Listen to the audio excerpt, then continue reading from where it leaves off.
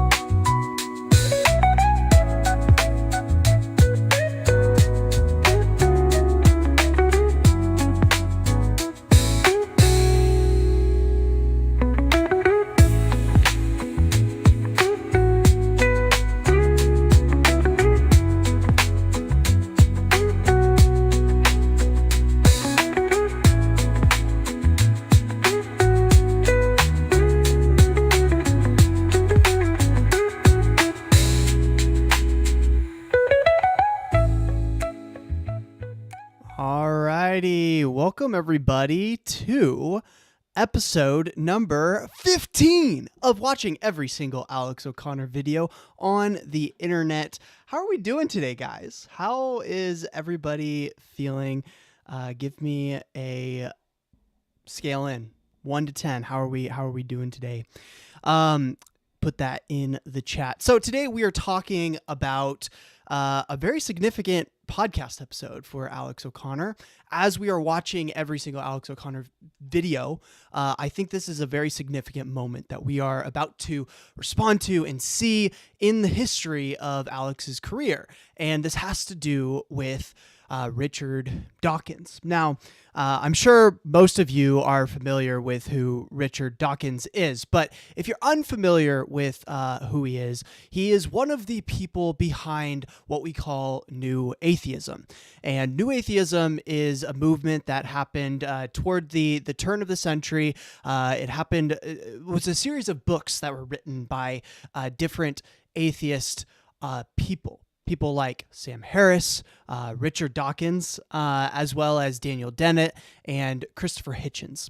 And so what made this movement super popular is the fact that these big sort of atheists were now speaking out about issues they found with religion. And why does this matter? Why does this matter with Alex O'Connor? Well, we would not have Alex O'Connor to react to as a philosopher, as a critic of religion, as a philosopher of religion, philosophy of mind. All the things you enjoy about Alex and his content would not really exist if not for this movement. This is what kickstarted Alex's channel. This is what kickstarted so much of what we know and love about Alex O'Connor, because it started with Alex as a teenager, before he even did his channel, reading The God Delusion by Richard Dawkins.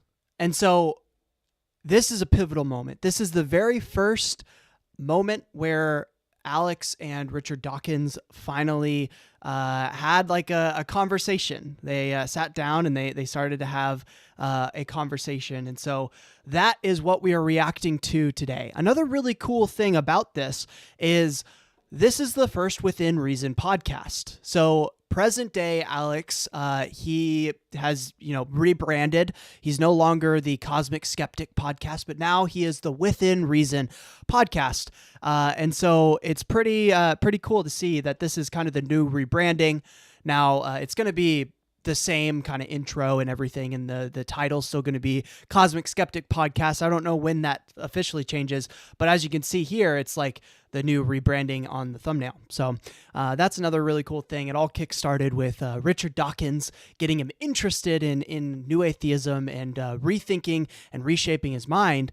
And then his new rebranding opens up with Richard Dawkins as well. So that's what we have to look forward to. This is very important in understanding who Alex is and where he comes from.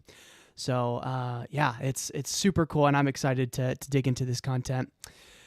Richard, welcome.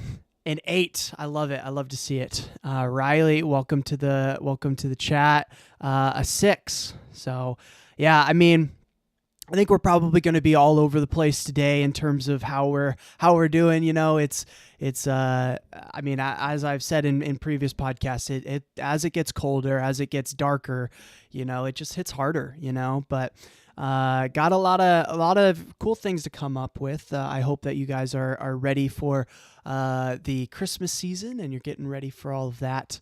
I'm very excited for this Christmas season. It'll be a lot of fun, especially with, I have a lot of nieces and nephews now. And so it's just a lot of fun, reliving, I guess, Christmas through their eyes and like seeing it as a child, like once more. It's so beautiful to be able to experience all of that. So, in terms of where we are at, in terms of watching every single Alex O'Connor video on the internet, currently I have watched 151 videos, and that is out of the 393 videos that he has out. That's not including shorts and stuff like that. And then together we have watched 30 episodes. We are at 3 decades now with watching videos just here on the stream. So good job for all of you who have stuck through. I mean, Richard and Riley, both of you guys have really been watching since day one. So thank you guys for the support. You guys are absolute rock stars. So that is where we are at in terms of watching every episode of Alex O'Connor. And then on top of that, I want to, before we get into the content, look at the bingo cards, because that'll be something to follow through. If you are unfamiliar, as we do this series, there's a lot of things that come up that are like common traits, common topics that come up with in Alex's videos. And so things like emotivism, which is the idea that emotion is at the basis and basically is what morality is. Things like nihilism. He had his videos on ChatGPT. We just talked about new atheism, so that'll definitely be coming up today. I know Richard Dawkins is a topic. Oh yeah, here it is. Richard Dawkins as a topic. So that'll definitely be one today. And then in the middle, we got a little free space. So even if you get none today, you can at least celebrate the fact that you got the little free space today. So yeah, you can follow along with that. And if you get a bingo, I will be shouting you out. So let me know in the chat, even if it's after the fact, not live, but like after it has finished and it's fully uploaded. If you're watching this afterward, you can still follow along. It's in the description. It says, let's play bingo. Click the link. And if you get a bingo, let me know in the comments and I will shout you out in the next live stream. Or if you're live, I'll shout you out live here on the stream. So super, super duper cool with all of that. But yeah, as I was saying before, like this is definitely a pivotal moment in terms of Alex's career. And I think it's just really cool to kind of see as he's grown and as he's evolved over time, what opportunities he's had and things of that sort. So this is going to be a really pivotal, I think, moment in his career. And I think a really pivotal moment for us all as we reflect upon, you know, how he's done in his career. And as we're watching these episodes, I think it's fun to kind of see the evolution of it all. Especially with like last week's video when people were talking about, oh, is he becoming a Christian or not? He came out with his response to that. So you can check that out as well. I just think it's kind of crazy. Like when you see how much he's learned and when you observe like the changes that he's had, I don't think you're going to make the conclusion that he's becoming like an evangelical or a Catholic Christian again. Like to me, that's just so, it belittles the amount of time and effort and research that he's done on these topics. Alex, if anything, is an explorer of beautiful new ideas. And so he's not going to go back to Catholicism. I really highly doubt that unless he finds something new in it that he didn't see before. And so I want to challenge any of you who are Christians to have the same heart. I was just talking to Dr. David Litwa, got an episode of that coming out here soon, on the Gospel of Thomas.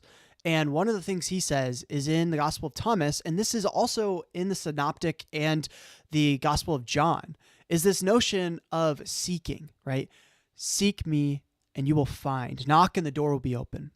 There's this notion of having a seeker's heart and being on a journey and enjoying the journey. And in the Gospel of Thomas, it really emphasizes that because it's this idea of being on the journey and recognizing the beauty of the journey, not the beauty of the answers, not the beauty at the end of the tunnel, but the beauty of the tunnel itself, the road that you're on. And so no matter where you're at, I just want to say you are loved and you are absolutely enough as you are, because the road that you're on, the journey that you're on, is value enough in and of itself. And Jesus calls us to continue to seek and continue to find. This is coming from someone who isn't a Christian, but I see the value in this stuff. And if I were to become a Christian again, I think this is what it truly means to follow Jesus. It's to follow this path, right? And to follow a desire of learning and seeking and growing. And I think that's exactly what Alex emulates. I'm not calling him a Christian, but I'm calling him a seeker and someone who challenges new ideas. Because the more that you learn, in the Gospel of Thomas, it says, the more that you will be uncomfortable with what you find out. And so if you're comfortable with the ideas and the life that you have, then you're probably not seeking new wisdom. You're not seeking new gnosis. And so I'd encourage you to challenge yourself and seek new gnosis, new experiences, new knowledge, and new wisdom, as Alex does and as I hope to do. And that, I think, is what brings us edification. It's what brings us salvation. So anyway, that's enough of my little tangent today.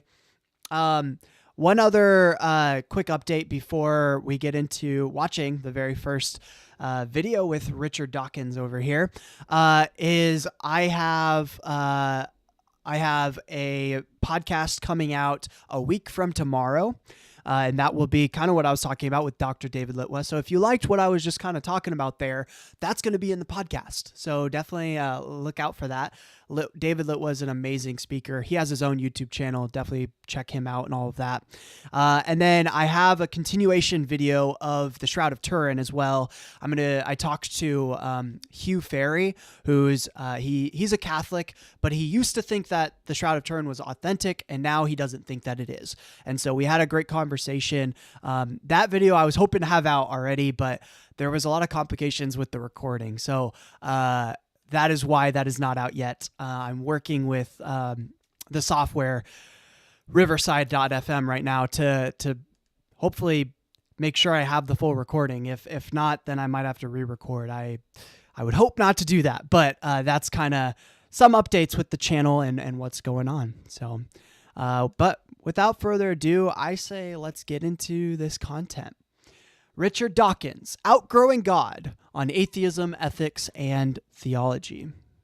Here we go. Also, there's no, I got premium now.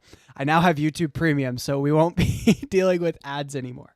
So that'll be good. Here we go. This episode of the Cosmic Skeptic Podcast is brought to you by you. To support the podcast, please visit patreon.com/Cosmic Skeptic.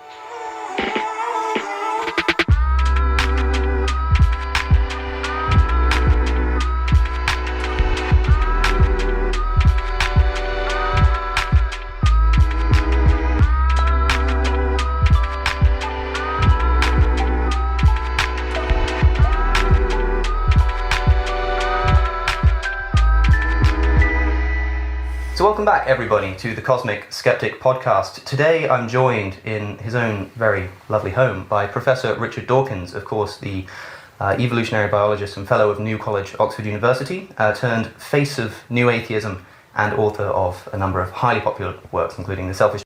All right, guys, we already have like 2 on the bingo sheet, so let's check that out here real quick. So on the bingo sheet, we have Richard Dawkins. So if you have Richard Dawkins, go ahead and knock that off. And he mentioned New Atheism. Shocker.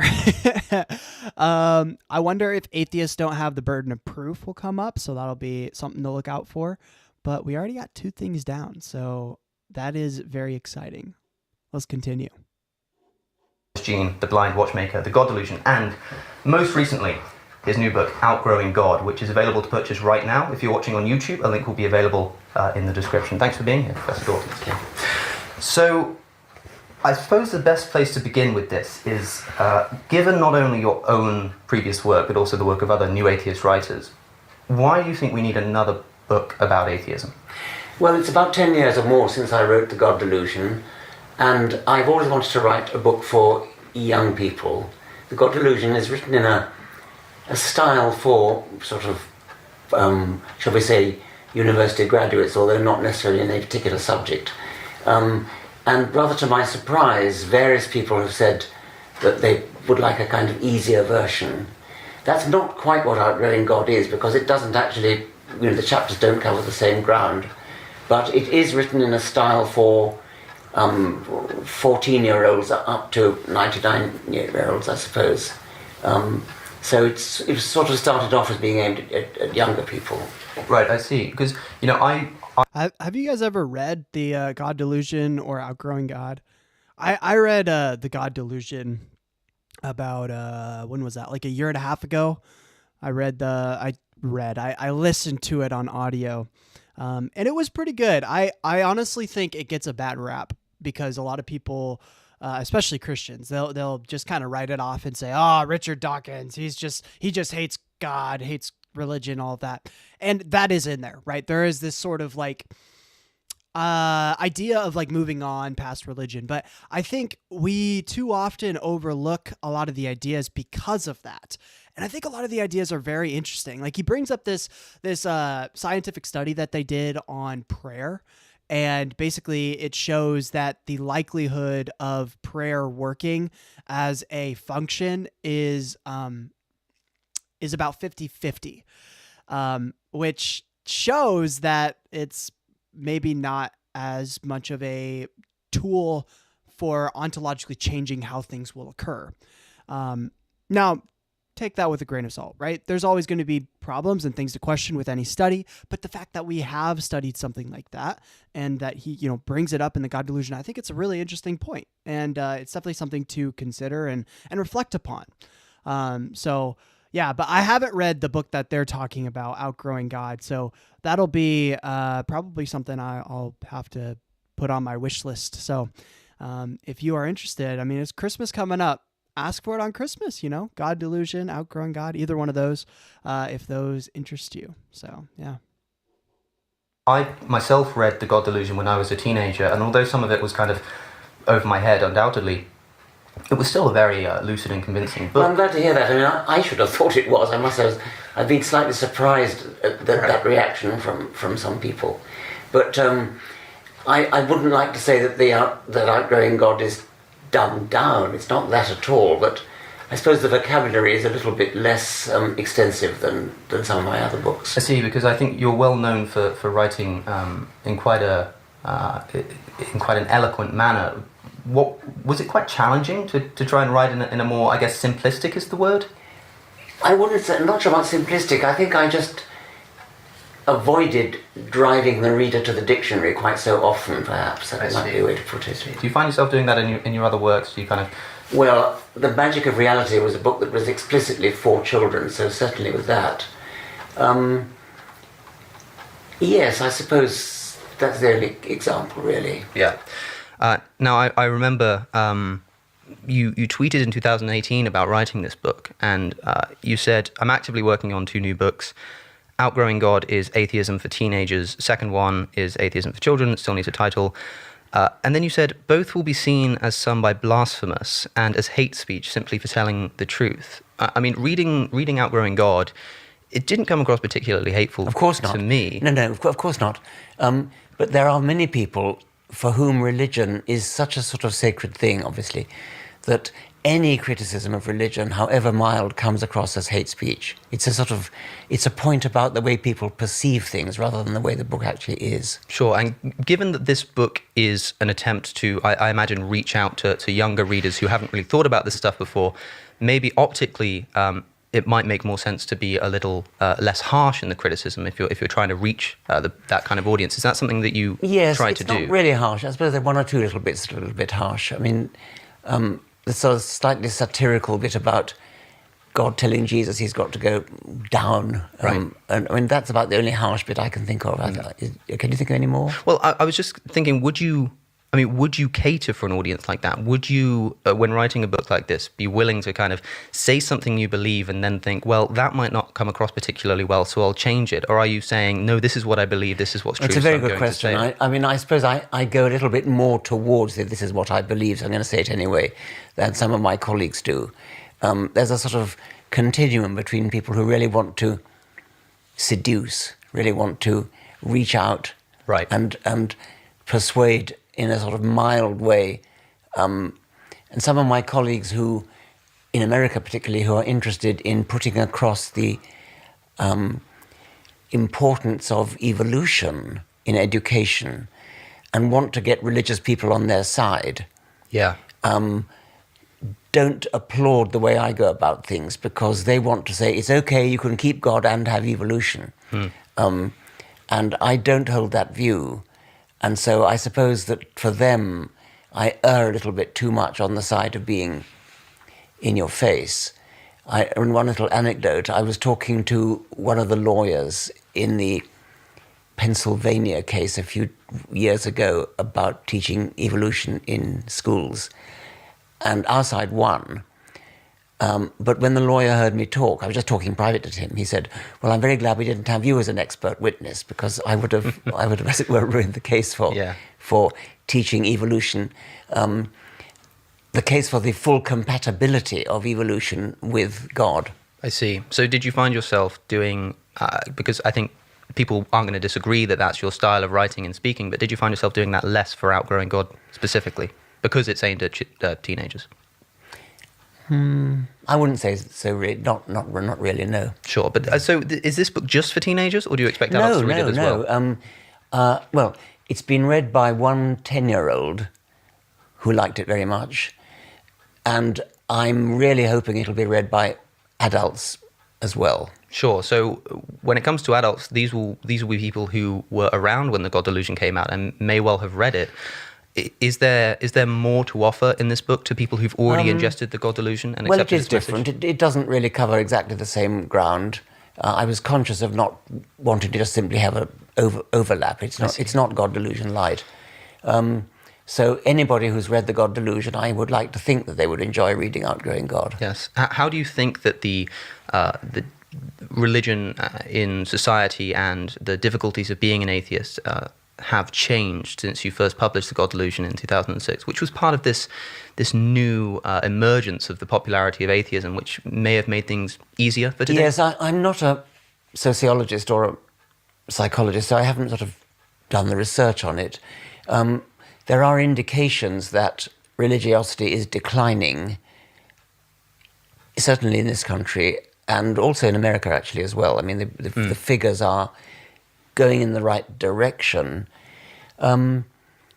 It's interesting that they talk about that, because that is true, and that's even true for today, that religiosity is decreasing. Now, people point to the last few years, especially after COVID, the younger generation, Gen Z, of which I am one, has been increasing in their sort of desire for religion. That has been kind of an emphasis over the last few years. More and more of Gen Z is going back to church and going back to synagogue, going back to the mosque, right? They're going back to the religions of their traditional kind of past, which is an interesting thing. And I think a lot of it has to do with the meaning crisis that we have. A lot of people don't find meaning in an atheistic worldview, which I tend to think that's sad. I don't think that's entirely accurate. Like, for instance, nihilism is often thought of as this thing that's negative and it's bad. It brings you depression. Nihilism is really just the idea that there isn't any ultimate meaning or purpose. You can still be nihilistic in something like Christianity, because yeah, there can be an ultimate meaning and purpose to life, but there might not be a way for you to participate in that ultimate meaning or purpose, right? Or you might not feel like you can participate in that ultimate meaning or purpose. And so because of that, you can be nihilistic.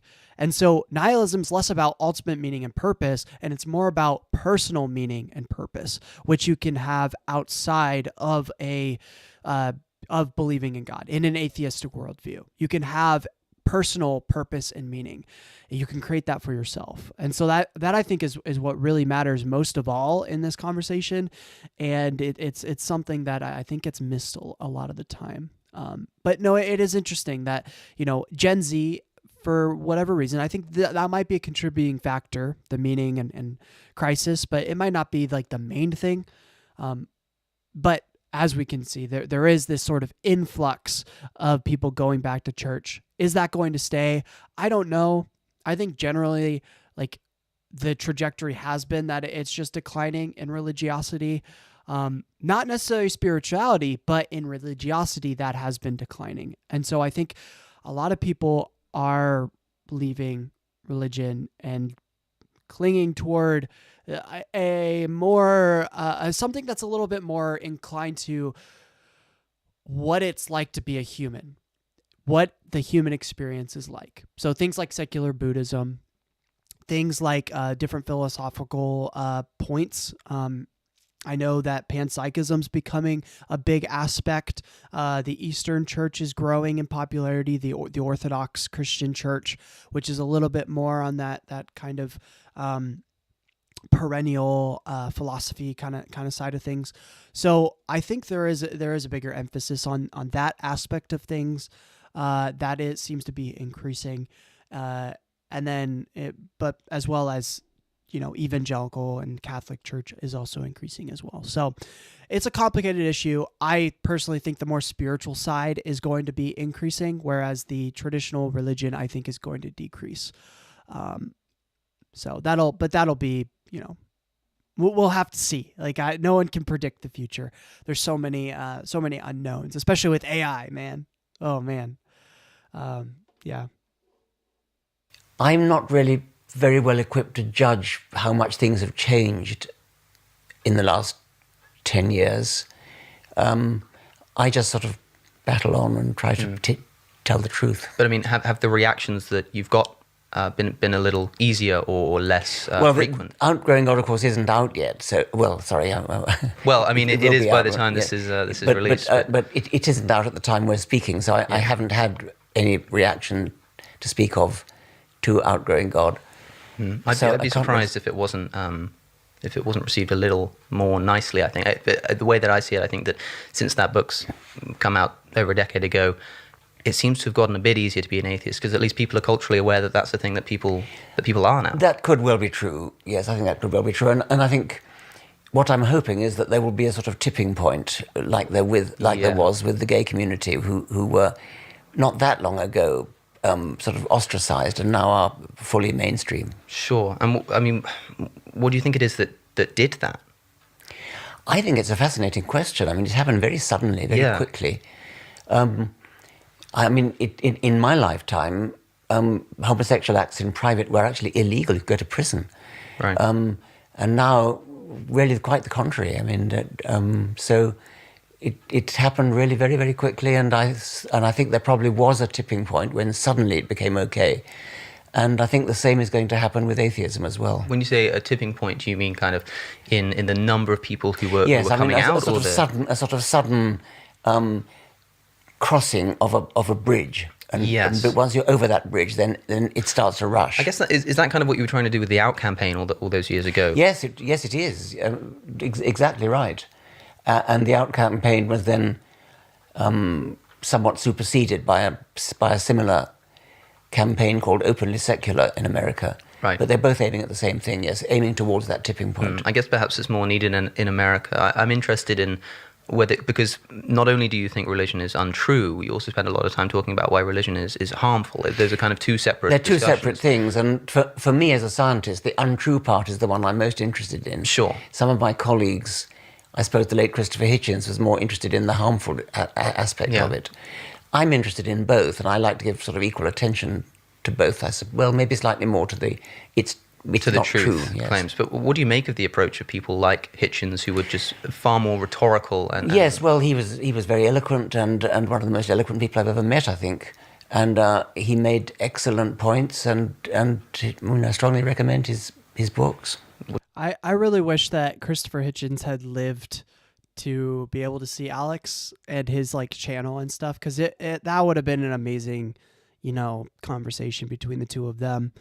Alex was definitely impacted a lot by Richard Dawkins, but you can just tell when he talks about Christopher Hitchens, that's the main guy that he really looked up to. All of his videos, Alex seems to really aspire to and to look up to. And I think the public speaking aspect in Alex and how quippy he is and he can, I don't know, he really just is quite astonishing with how quippy he is just in public speaking. He was talking about, what was it? He went to the science conference not too long ago talking about consciousness, and he basically made a really interesting point about how AI is helping us uncover things through the scientific method so we can understand ontologically how things actually are. And so when we use AI to when we're talking about like whether AI is conscious, it's interesting because we might use AI to prove and explain what consciousness is, by which then we can apply that definition of what consciousness is to AI in order to prove that it's conscious or not. And so in a sense, AI is proving whether it's conscious or not for us. He said it a lot better than I did, but it was definitely an interesting point. But it's just on the spot. I don't know. It's pretty amazing. That kind of stuff.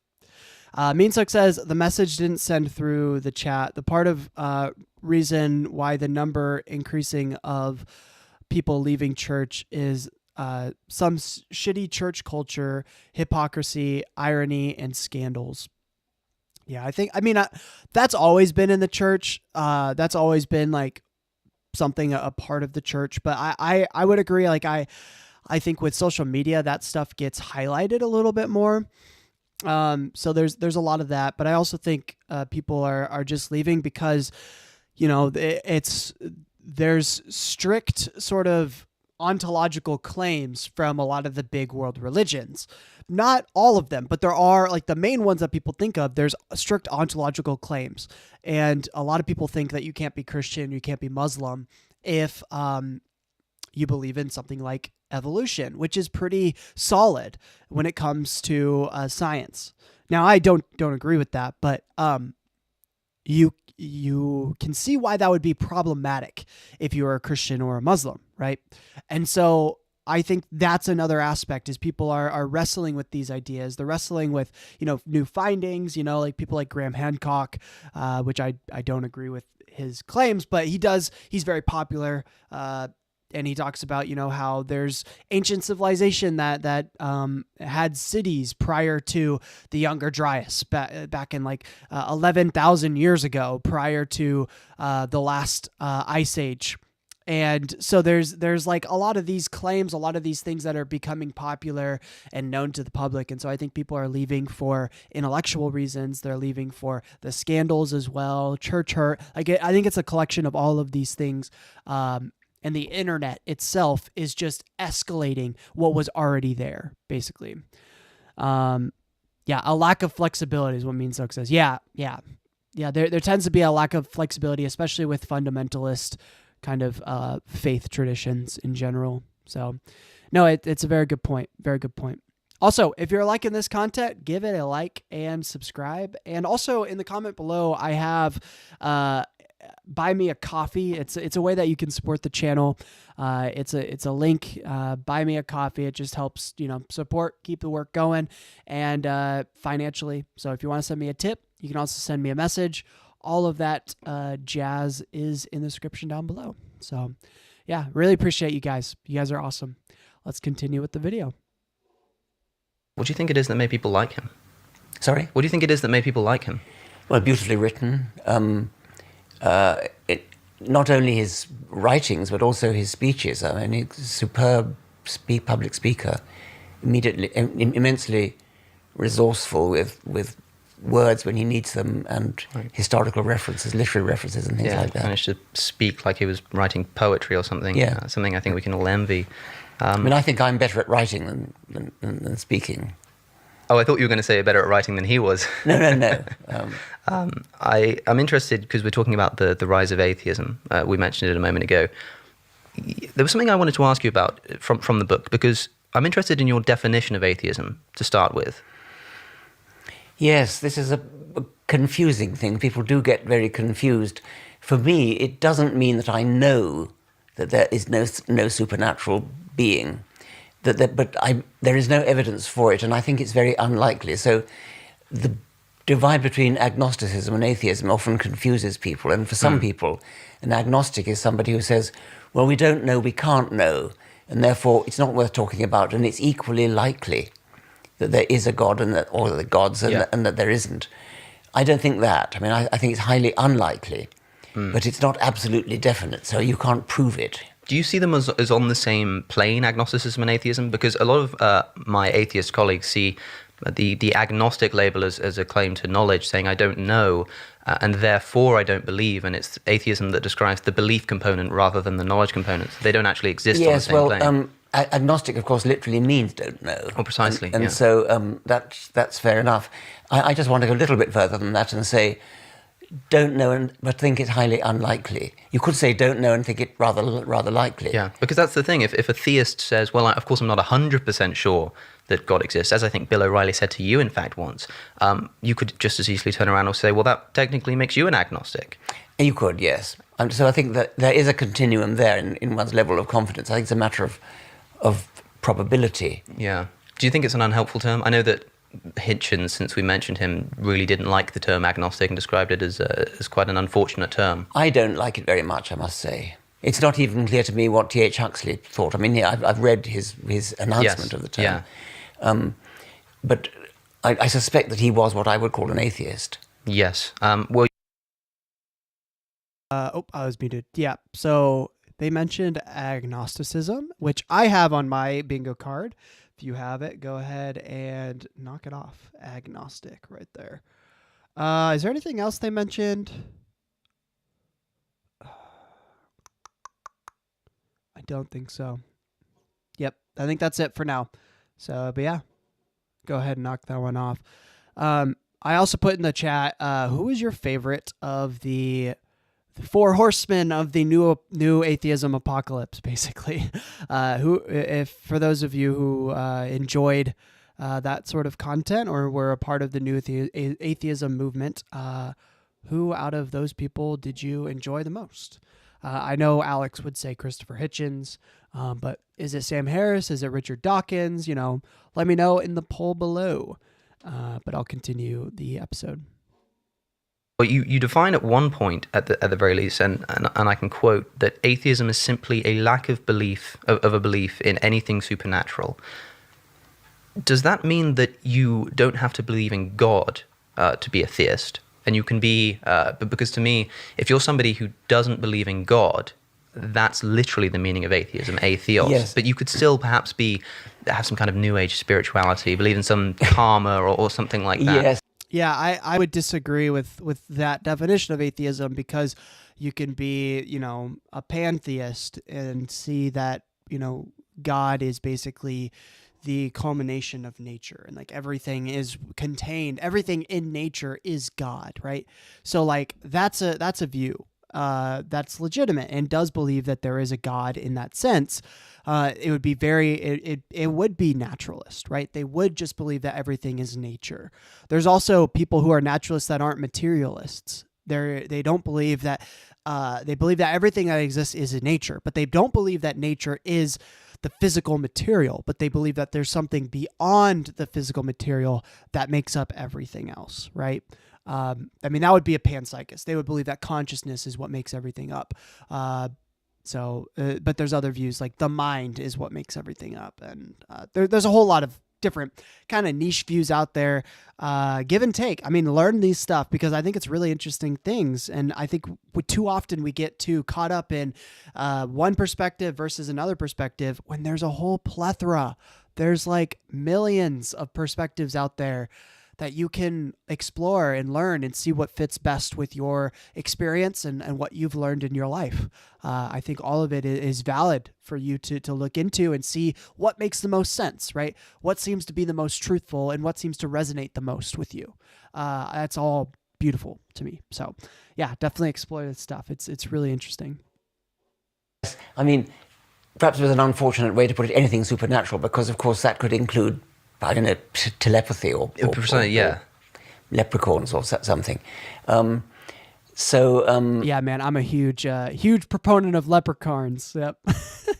Comment below. Do you like leprechauns? I as a kid, I think I used to run and try to find the end of a rainbow. I was very unsuccessful. I was so sad. Let me know. Have you ever found the gold at the end of a rainbow? Let me know in the comments below. I would love to maybe share some of that wealth if you can help me out. Or you could just donate to buymeacoffee.com. /truth_tradition. Shameless plug, yeah, and everything. So, but yeah, have you ever found the gold at the end of a rainbow? Question of the day. When you talk about spirituality and sort of people like Einstein, who would not have called himself an atheist, although in my terms he was an atheist. Yes. He was very adamant that he didn't believe in anything, any supernatural being, but he had a sort of pantheistic reverence for the unknown. Yes. And I have that too, of course. So, like Carl Sagan, like Einstein, they both, I think, wanted to acknowledge a kind of spiritual feeling when contemplating the deep problems of the universe and existence and Yes. life. And I share that. Yeah, and that can be hard to describe, so they would often invoke religious language. I know Well, Einstein certainly yes, did. that's right. I mean, Carl Sagan didn't. Einstein Yes. did. And I think it's very unfortunate, actually. I mean, Einstein used the word God Yes. just as a kind of tag for that which we don't yet understand. So when he said things like, but God doesn't play dice with the universe, or what I really want to know is, did God have a choice in creating the universe? What he meant by that was, well, the latter one was, is there more than one way for a universe to be? But he put it in God language. It's a poetic way of putting it. Poetic way of putting it. An unfortunate one, because people out there are only too eager Yes. to seize on the word God and assume that Einstein therefore believed in God, which he didn't. Yeah, I guess it's similar to the way that people might speak of genes choosing to do a certain thing or something like that. It's That's just a right, helpful and of course way. I do that as well. And in the case of genes, I would have hoped it wouldn't give rise to confusion, although actually it has at Yeah, one right. day. But I guess that's partly because you're so clear about how you're using the term. Whereas As long as you read the book itself and not just the title. well, yes, exactly, yes, yeah. yes. I think that look, the reason that I'm asking you. Also, if you have, I'll count it. If you have Big Bang Theory on your list, or if you have evolution, they didn't mention them specifically, but they alluded to them, like Selfish Gene, and then also Einstein talking about the beginning of the universe. So either one of those, go ahead and do it, guys. We gotta get a bingo today. So I'm being as flexible as possible. Oh man, please let's get a bingo, because it's been crazy. I've added to the list and.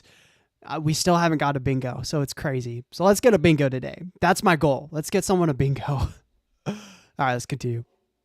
About your definition of atheism is because there's something that you said, and I know you're quite famous for having observed this. You write that one of your pet peeves is the habit of labeling young children with the religion of their parents, yes. which is something I think that a lot of atheists share, and how it makes no sense to talk of a Catholic child. What you really mean is the child of Catholic parents, but I really like this point. This is something that he shared a clip of this moment from the podcast in a different video. And so I saw that already. But I honestly, Kian, I really love this point. This is a really good point that Dawkins is about to make. And I don't agree with a lot of what Dawkins has to say, but like this is something that's like very important in my opinion. I don't think we should be labeling kids different religions or faiths. We need to let them find what works for them. Right. And you can teach them your faith and everything, but really like don't label them that, because there's then a lot of pressure for them to be that type of faith. And if they're going to be that type of faith, it needs to be their choice. It needs to be them who decides it. So I love this next point, Kian. It's really important. you then say at the end of the paragraph on page 11, it's right at the beginning, you say, I don't think we should talk about atheist children either. Why not? Well, for the same reason, because I don't want to be accused of indoctrinating children, obviously. I mean, clearly a newborn baby doesn't believe anything, and so in that sense, the newborn baby is an atheist. But I think that's a rather pedantic thing. To call a child an atheist child is rather like calling a child a Catholic child, because it puts a label on the child.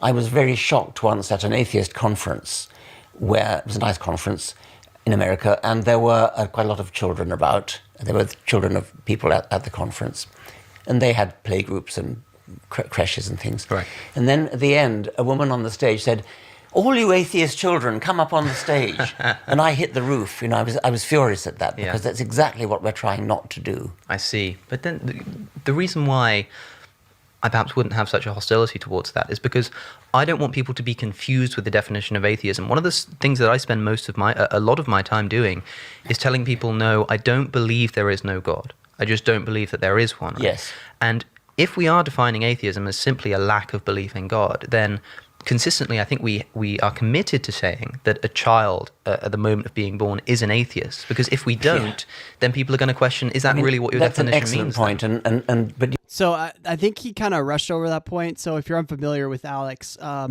basically a point that he makes a lot of the time is this idea that atheism, and this is early on in his career, he doesn't really make this point so much anymore. But early on in his career, he emphasized that atheism is a lack of belief in God. So like basically, say you lack a belief in,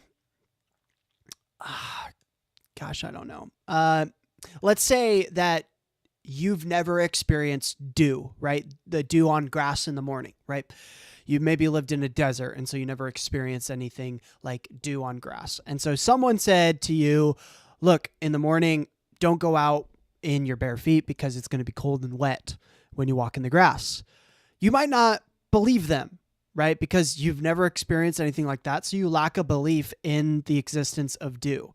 That is until you get evidence, like when you walk out in the dew in the morning and you realize, oh, dew does exist, right?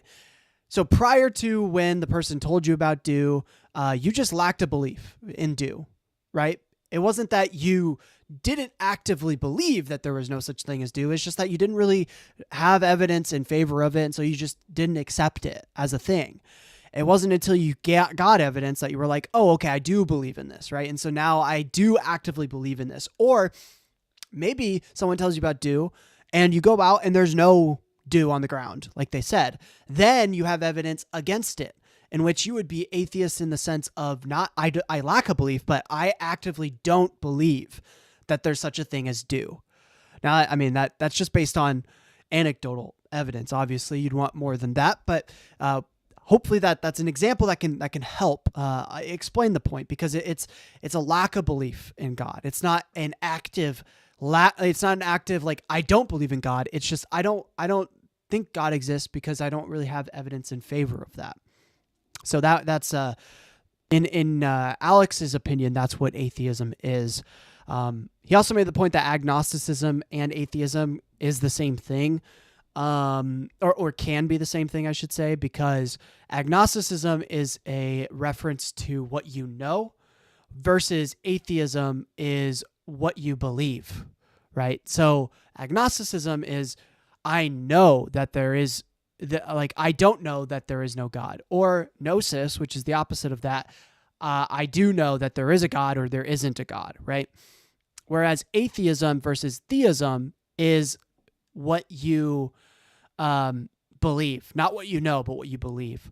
And so you can be an agnostic atheist in that sense. But a lot of people just use the term agnostic to basically say, look, I'm open-minded and I just lack a belief currently, but I'm open to a lot of different ideas. I'm open to changing my mind. That's how people tend to use the term now. So there's a little overview. You're speaking as a sophisticated, educated philosopher, and most people won't get that. They'll think, oh, there you are trying to drive atheism into children. You're trying to take our children and make them into atheists, or say that they are atheists. But isn't that what you are essentially saying? That is what you're saying. You're saying that I sort of am. I mean, if we're talking philosophically, yes, you're perfectly right. But I'm so keen on the idea of not labeling children. Yeah. That I would prefer on this occasion to restrain myself from talking about a child as being atheist. I see. So I would agree with that, because this is less about what you actually mean, like in terms of gosh, I'm blanking on the term. What you mean. Like, this isn't about like what you actually mean as a person, but it's more about presentation. So when you use terms, you have to be careful, because there's a lot of assumptions to when you use a term and people assume, oh, that's what you mean, right? So when you use the term atheist, a lot of people hear that and they say, oh, you are like active, like you can defend it, and you are active in your belief that there's no God, or you are active in your belief that I really just don't think there is a God, right? that would be what someone would consider an atheist, where as an agnostic in terms of its presentation, people might think, oh, you just don't know. You're kind of clueless to the perspectives and the arguments in favor or in favor against God. And that just might not be true. So in a sense, it is about presentation, branding, all of that, I think is very important. And we don't want to give kids a label. And I would agree with that. I think it's very important to let kids figure out the label that they want for themselves. I think that's a very important thing. So when it comes to this topic in general, I would avoid calling them atheists. I would agree with Alex's point philosophically, like in a intellectual sense, if we want to dig into the concepts. But from a public standpoint, I agree with Richard Dawkins here. This is precisely an example of what we were talking about earlier about believing something, but perhaps tailoring your words. And one quite helpful thing, I think, is to change the way you pronounce the word. If you say atheist, it sounds like a rather sinister thing. If you say atheist, yes, yeah, which actually is the same thing, but it gets the meaning across. Well, that's the confusion. It's not it's not atheism. It's theism, exactly, right? Exactly. So it'd be quite nice to change the pronunciation, but that's hard to do. Yeah, that's not an easy thing to do, especially in writing. Well, in writing, you could stick a hyphen in, I suppose. Yes, that's true. You might take up doing that. But then I think you might. The anger that you get from a lot of philosophers who are trying to redefine terms that are in use or reintroduce the way that they're being used might be even more fervent than religious responses, as I've found talking about ethics, for instance. Ethics is something that you talk about in the book. You talk about the origins of morality. There's a chapter in Outgrowing God called "How Do We Decide What Is Good?" Essentially, I suppose, a response to the claim that you need religion to be good, and you're saying, no, we don't.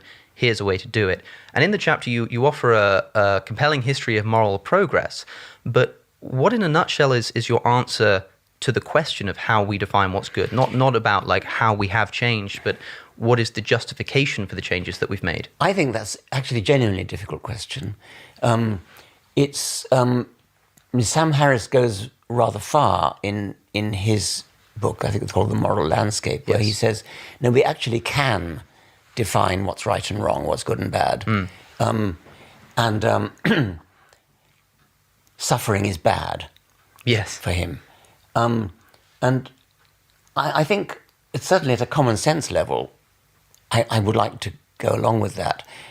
I mean, it's possible for some philosopher to come along and say, oh no, I think suffering is good. I mean, and you can't totally argue against that. I just think it's a horrible thing to say, and I think most people would agree that it's a horrible thing to say. But then I must say that slightly rings of when people say like, yes, you could come along and say there's no God, but I think that's a fairly horrible thing to say. Yes.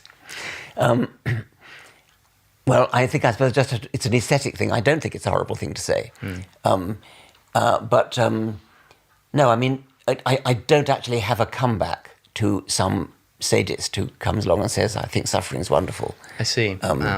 So what if it were the case that somebody is using some kind of sadistic bent that they have in order to justify some religious morality? How are you going to communicate to that person that what they're doing is wrong? I think that such a person would be quite rare. I'm not sure. I think I'd rather devote my attention to decent people. Because you speak of... when you open the chapter about morality, you talk about... so for instance, you're talking about the evolution of other characteristics we have. So you say, for instance, it's obvious why we have a desire for the opposite sex. It's obvious why that's evolved. And yet there are homosexuals, which you can see as kind of an evolutionary anomaly. But they're not wrong for being, for the sake that they're an anomaly. But if you're going to say that moral values have evolved as well, in the sense that we've evolved a desire for the opposite sex and we've evolved a desire for pleasure and for well-being, then if somebody is similarly anomalous and just happens to believe that no, suffering is good, pain is good, then how can we say that is wrong or bad if an anomaly in sexual preference is not wrong or bad? I think you can't actually say it's wrong. I think you just have to say I don't want. I want to live in a society where that sort of person doesn't have influence. Sure. And the reason that you want that is because of your evolutionary heritage. Well, I'm not sure about that. If we come back to suffering again, homosexual behaviour doesn't do any harm. It doesn't hurt anybody. It doesn't cause any suffering. Whereas if somebody has a philosophical belief that inflicting pain is good, then I come back to my sort of rather fundamentals, Sam Harris type axiom almost that suffering is bad. Is bad. But the reason that suffering is bad, or that its experience is bad, is because we've evolved to feel suffering is bad. Well, in the sense that, I mean, it's a sort of biologically interesting point that you could actually breed by artificial selection. Yes. Animals that like to be that like what we would think of as suffering. I mean, it's never been done, but when you think of what pain is about, it's a mechanism in the brain to teach the animal not to repeat some action which causes pain. Yeah. Well, and there's obviously a very good reason for that. Theoretically, I suppose, as a Darwinian, I would have to say, you could breed animals that like pain. Well, I suppose they wouldn't call it philosophically that's the thing. It wouldn't be pain as by defined by the definition. philosopher. It wouldn't be pain. Yes, but shall if we it's say enjoyed. that like having pins stuck in them, Yes. or something of that sort. So, from a Darwinian point of view, I suppose you're right to keep coming back to that. But then, because of I'd be curious though. I don't know. So that was an interesting question, but I'd be curious if the evolutionary process would naturally create pain receptors, like increase pain receptors in those beings just over time, right? Like they might be sort of masochists in a physiological sense, these animals that you're breeding in that, perspective. But like, I'd be curious to ask Dawkins a follow-up question, like, okay, say you did that. Say you kept breeding them and eventually it resulted in an animal that just didn't really see pain or suffering as wrong, but it felt good. And so in a sense, that no longer is something that would be painful, right? Would over time it revert back to seeing these things as bad or painful because it is bad for the being, right? To lose a limb or be poked with a needle or something like that. I wonder if that would revert back in the evolutionary process or not, because that seems too intuitive, right? Like it seems logically so, because it is objectively, like from an ontological sense, that's bad for your body. And so it makes sense why we adapted that as a part of us. So I wonder if that would just reemerge in the process. I would think it would, but I'd have to ask him that question. That's a very interesting point, though. Very interesting. obviously, evolution is a process. It's not a totally random process. It caters to its environment, but there is a level of arbitrariness to it, in the sense that we could have had 6 fingers instead of 5. That wouldn't have been an unimaginable consequence. That's fairly arbitrary. I think you'd probably agree. Yes, with reservations. I think it's a bit easy to say something like that. I think you're right in that case, but it is possible that 6 fingers would have been worse, or 4 fingers would have been worse. Yes, but it's also possibly not. Or I think it's much more likely yes. to be a historical contingent accident. So I'm interested in asking about if morality is something that's evolved within us and was susceptible to similar arbitrariness. Is the fact that rape is wrong as arbitrary as the fact that we have 5 fingers instead of 6? I don't think so, because I think, once again, rape causes suffering. But then the fact that we experience suffering and the fact that we call that suffering is something that's evolved. You're being too philosophical for We me. could call something else. Yeah. No, I mean, 6 fingers versus 4 fingers or 5 fingers is not a question where suffering arises. I see. I'm just interested, biologically speaking, is there a good reason that we should have evolved to experience suffering in the way that we experience it? Well, I've just said the reason for suffering is to teach the animal not to do again what it's just done. That's the only answer I have to that. Okay, well, I suppose we can allow our listeners to make of that what they will. You talk about moral evolution.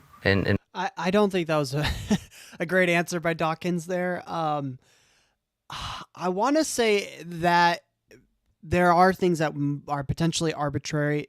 The interesting thing is Alex is a determinist, so his perspective of the evolutionary process would be that it's always going to play out in the same way no matter what, because with every single cause, it will always have the same effect. And so the evolutionary process has no way of playing out otherwise in that perspective. So I think Alex might use an explanation along those lines. To me, that would make sense, in which nothing that results from evolution is arbitrary, because there is no such thing as it could have happened otherwise. It's just everything happened exactly as it's supposed to happen, because everything comes from a first cause.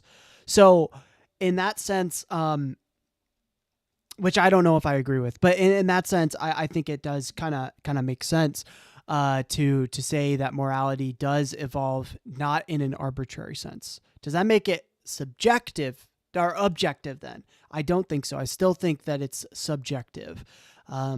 But it does make it a stronger case in terms of its objectivity. But I think it's still subjective in that there's nothing really basing it other than this is just the natural result of the evolutionary process, right? So I don't know. What are your guys' thoughts? Maybe I'm not thinking about that right. So let me know in the comments below. But yeah, I think my answer to this though would be something like, let's say it's not a deterministic world, right? Something like 5 fingers or 6 fingers. 6 fingers. Something like that could easily be, it could be considered arbitrary, because it's like, maybe it would have worked out in that way if maybe we were holding the branches in a slightly different way, right? In which we were focusing 5 fingers on the top grip, and then we had a 6 finger that was a little bit more like our thumb is now as the 5th finger. Potentially that could have been the case, or maybe 4 fingers and maybe the pinky became kind of the thumb. I don't know, something like that. To me, that seems like it very well could have been the case. And so if that is a potentiality of what could have happened, that would be arbitrary. But if something like me,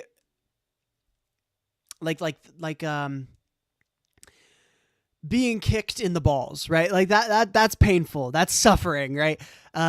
We have evolved to think of that as bad, as a not good thing, as evil to kick someone in the balls, right? And so what I would say is something like that is not going to be arbitrary, because there is no like world in which there's a society of animals that view that as a good thing, right? You are protecting a very important part of your body, which is the part for reproduction. That needs to be protected. And so if you don't view that as something you need to protect, but instead you see that as like maybe a pleasurable thing for some reason, then you're not going to protect it. You're not going to reproduce, and the evolutionary process is not going to be carried on. Like that desire is not going to be passed on in your genes, because you will not reproduce because you're ruining your balls. Like that, like to me, that seems logical. Like there's no world in which that plays out where you're going to see that as a good thing, because inevitably the animals that see that as a good thing and feel like that's a good thing just won't reproduce. Like they ontologically, there's no scenario where they do. And so that gene of seeing that as pleasurable doesn't get passed on. And so that aspect of whether that is good or bad doesn't get passed on. So I think we can maybe see certain aspects of morality being considered arbitrary, but I don't think like the wide scope of what morality is, like what morality is at its basis, which is a aversion to pain and suffering, anything that will bring us closer to death or hinder our reproduction abilities, anything along those lines that is about well-being, I don't think is going to be arbitrary. Now, there are certain things that are arbitrary within that category. Like, is this going to boost well-being or is this going to boost well-being?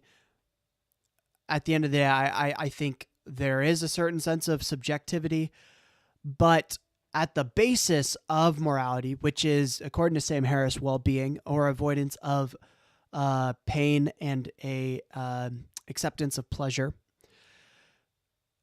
If to me that makes the most sense. Like that just seems to logically follow. Like for instance, the animals that are going to survive are the ones that want to survive, and the ones that don't care about surviving aren't going to survive, and they're not going to reproduce because they're not fit for their environment. Like that's what evolution is all about. And so to me, it just obviously is going to lead into that basis of morality. Like I think evolution's always going to lead to that being the case. I think it's an inevitable result of the evolutionary process. Not every aspect of that, right? So like, for instance, whether you should go and vote or not, right? I don't think that's ever going to be a part of our evolutionary desires.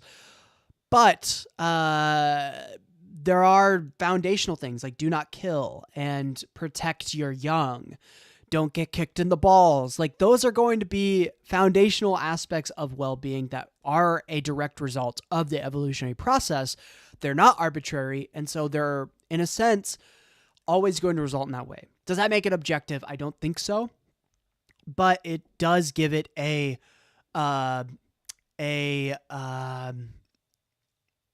driving factor that will always result in the same thing at its basis, at its core.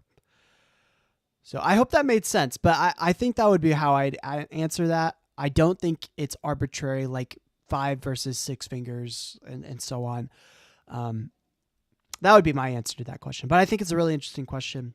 Let me know if you think I'm thinking of that wrong. I'd love to learn. In most of the chapter, you give examples of where we've progressed as a society. How can we determine? Because you do that in order to distinguish parts of our ethics that come from our evolutionary history and parts of our ethics that come from society. How can we distinguish and identify which parts of our ethical conduct come from our biology and which come from society? Well, that's a good question. Or do you see them as kind of the same thing, like all part of the process of evolution, whether biological or social? I wouldn't say they're the same thing. They resemble each other. The sort of cultural progress which Steve Pinker identifies in The Better Angels of Our Nature looks like evolution in a way, and it's gradual and it happens progressively from century to century. The evolutionary foundation of it is possibly somewhat deeply buried in the cultural overlay. I think the cultural overlay probably is more important. And do you see the seeds of moral progress happening now? Can you see where, in the sense that you talk about how 100 years ago things were vastly different to how they are now? What are things that you think might change 100 years from now? Well, that's a very nice question. I mean, my feeling is probably a widening of what Peter Singer calls the expanding circle. Yeah. So if we go back a few centuries, people of different races were regarded as inferior, not even human, and were treated accordingly, appallingly. And so I suppose the obvious extrapolation of that is the widening of the expanding circle to non-human species. Now, Singer talks about how you can make an evolutionary case about why it makes sense to care about fellow creatures, when a lot of people would intuitively say that if evolution serves the self, which of course it serves the gene, but people see it as serving the self, how can there be altruistic behavior? And he offers an explanation to say that, when you help your fellow creature, you're helping those who share your genes. It makes evolutionary sense to develop a care for your fellow creature. Do you feel the same logic would extend to non-human animals? I mean, I don't think that logic works even as far as Peter Singer takes it. I see. So how would that circle expand to non-human animals then? By non-genetic means. Right. I think that that he's actually right to want to expand the circle morally, but I think he's wrong to think that it really is the same process of evolution. That the expanding circle really does represent something evolutionary. It doesn't. As far as evolution is concerned, kin groups, kin and potential reciprocators are as far as it goes. The expansion is done by what I would call a mistake, a very blessed mistake, a very, very good mistake. But when we are altruistic towards non-relatives whom we're never ever going to meet again, Yes. that is a byproduct, a mistaken, but I hasten to stress again, a very good mistake. Yes. But I mean, you can see why, I think as Singer points out in The Expanding Circle, the way that human beings were living at the time that these characteristics evolved, it made sense to treat any human being you meet as though they were a relative, because they likely were. But the same can't be said for non-human animals. Nor can it be said for non-related humans. I mean, we've already expanded that far. Yeah, and that was a purely cultural process. And that so was a it'll be purely the same cultural thing over process, again. and so expanding it to non-humans is nothing to do with chimpanzees being more closely related to us than kangaroos. I see. Yeah. The question is, as Jeremy Bentham said, can they suffer? Yes, and I mean, what do you think it will take?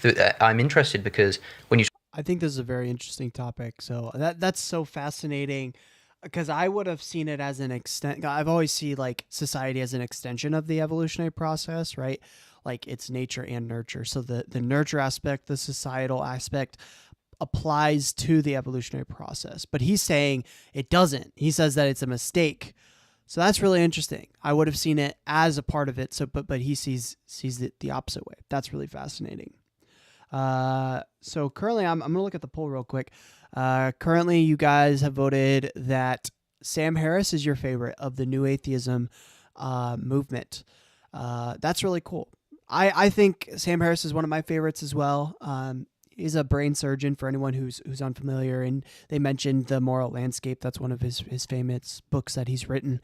So that's I think God is Not Great is another one. But that's cool. Go ahead and vote below if you think Sam Harris is your favorite of the new atheism movement, or maybe it's Richard Dawkins from this conversation, Daniel Dennett, Christopher Hitchens.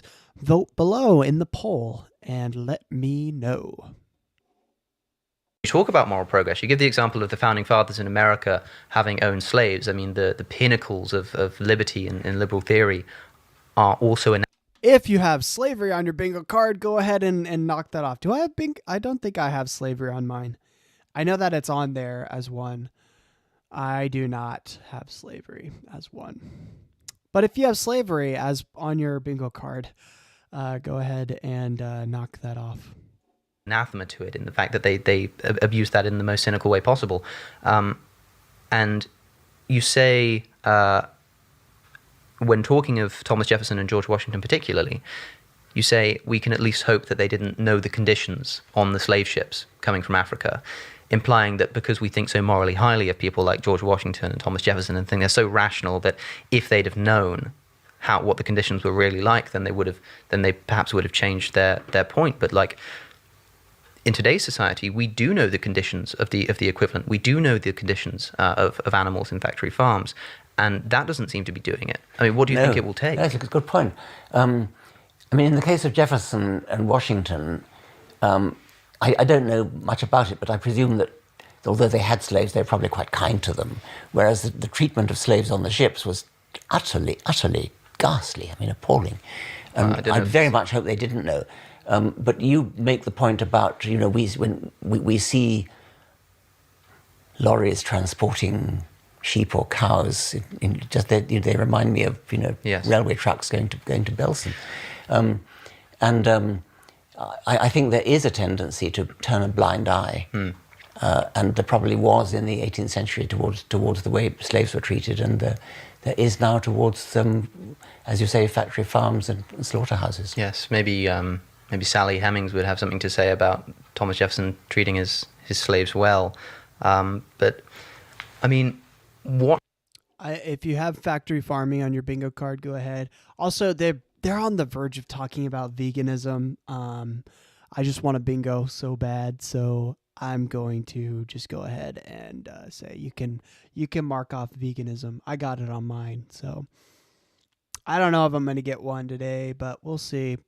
I got to get them talking about Oxford, somehow talk about the Gospel of Judas. I don't think Alex has even read the Gospel of Judas at this point in his career, but I don't know. We'll see. But if you got one, let me know. I think they mentioned Islam at some point too. So if you have Islam, go ahead and mark that as well. But it'll be, it's going to be difficult. It's always so difficult to get one. I think we'll watch one more video after this. So maybe you'll get it after that too. What can we do as people who are espousing the ideas that we're talking about in Outgrowing God? The idea that you don't need religion to be moral. Morality can come from our evolutionary heritage. When someone says, well, what if it is the case that I just don't care? I mean, with the religious, at least they can say that if you don't care, you have to care. Someone might turn to your account of morality and say, well, if you're saying that morality has come from our evolution, then if I've evolved not to care about non-human animals, then there's no reason why I should. You keep coming back to the evolution. I think we've moved on so much from that now, and we most of what we do is only, shall we say, loosely governed by our evolutionary past. It's so much governed by our cultural heritage. And that, I think, is what we need to change, and is changing. It does change. I like the phrase consciousness raising, which feminists have made popular. And I think it's a gradual process. I think that going back to the point about labeling children, I think that's a matter of consciousness raising. Yes. I wonder if Dawkins would agree with this idea. Like, is the driver of evolution culture? For instance, like the environment that you're in. So culture in a very broad sense. So for instance, like the evolutionary traits that we got were the things that helped animals survive, right? But the survival of animals is based upon what? The environment that they're in and how well they fit that environment. And so in a sense, culture or environment, maybe I should just say environment, but I think culture is environment. In a sense, culture is what drives the evolutionary process. And so if these things are being driven by culture, in a sense, it is the evolutionary process at work.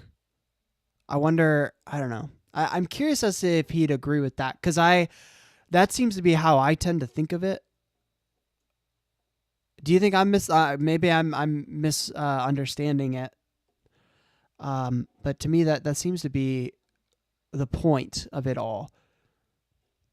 Yeah, let me know what your thoughts are on that. And when you point out that you wouldn't dream of talking about an existentialist child or a logical positivist child, people get the point. You raise their consciousness. Now, in the case of slaughterhouses, we need to raise consciousness, and it's happening. I mean, clearly there are political movements. All the same mechanisms that I identified and talked about, things like dinner party conversations in journalism and judges' decisions and parliamentary decisions and things. All this is moving in the same direction. Yeah, and you moving in the right direction. You throw moral philosophy as just one of those. That's one of those mechanisms, yes. Implying that moral philosophy, as you see it, isn't trying to kind of get to what's true deontologically. It's just a mode of progression. Yeah. I doubt if there is a fundamental truth you can get to. I think, as you say, it's a mode of progression. Yes, I suppose that's probably one of the issues of philosophy in general, trying to get there. You consistently talk in the chapter about morality about ethics being in the air. What do you mean by that phrase? Well, I said that it clearly isn't literally in the air. I meant just what I've just been saying. I meant the atmosphere of discourse in the society in which we live. Newspapers, radio, television, conversations. That's what changes as not just centuries, as the decades go by. That is changing progressively, by which I mean in a consistent direction. It doesn't have to mean a good direction. I think it is a good direction, but just in a consistent direction. Yeah, but so that's the thing I'm interested in, because we're talking about moving away from evolution. You're talking about how things have changed culturally, but what is it if it's not an expansion of the evolutionary logic? What is it that's driven it in that particular direction? I'm fascinated by that question. I mean, it clearly seems to be like evolution in the sense that it's going consistently in one direction. Yeah. And yet it's not just one, it's not like natural selection, which is one force, which is one agency pushing in one direction. It's a whole lot of things. It's a bit like Moore's law for the expansion of computer power, which seems to be very lawful. It's a straight line on a log scale. And yet it's not due to any one force like natural selection. It's due to a whole combination of different things. So I think that what I call the shifting moral zeitgeist, the changing in the air, it's not in the air, but it's a combination of lots of different things which are all all adding together to push society in the same direction. Sure. So given that you admittedly don't really know why it's going in that particular direction, in Outgrowing God, on the chapter on morality, are you trying to offer an account of where morality does come from, or how to justify moral claims without religion? I think it's much easier to show that there is a progressive change than it is to justify it. Either to justify it or to explain it. But isn't that the interesting question that the religious are interested in? It's like, oh, well, I don't really care if you can explain how things have changed without reference to God. I'm interested in why they should have changed, and that's what my religion gives me. Well, it may be what their religion gives them, but if it's based on a falsehood, I'm not interested. I see. Speaking of people talking about falsehood, you have a lot to say about theology as a discipline, if it can even be called that, the way that you paint it. Here's a quote to give you a taste of the kind of thing I'm talking about. You say, "This is utterly typical of the way theologians think, ignore what is actually being said, and pretend it was all intended to be a symbol or metaphor." Do you think there's any legitimate form of theology? Of course.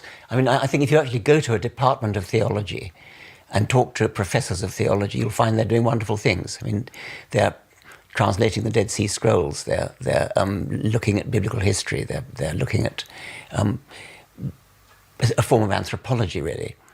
That's fine. What is not fine is logic chopping about the fundamental meaning of the transubstantiation or the Trinity or something of that sort. That's the kind of theology that I think is not a subject. The kind of theology that is a subject is historical scholarship, literary scholarship, that kind of thing. I also think that there's things like theodicies, right, with the problem of evil, like ways of depicting that and wrestling with that through time. I think that's very important kind of stuff. It helps with people's psychology. It also helps us, with the human experience. I think those are very interesting aspects of study for theology. So like in that aspect, it's less about, it's humanist, but it's not anthropology. It's philosophy at its core. And so there's the philosophical side that I also think he was maybe missing there in his explanation that I think is very important. Alex would probably defend that part too, but yeah, we'll see.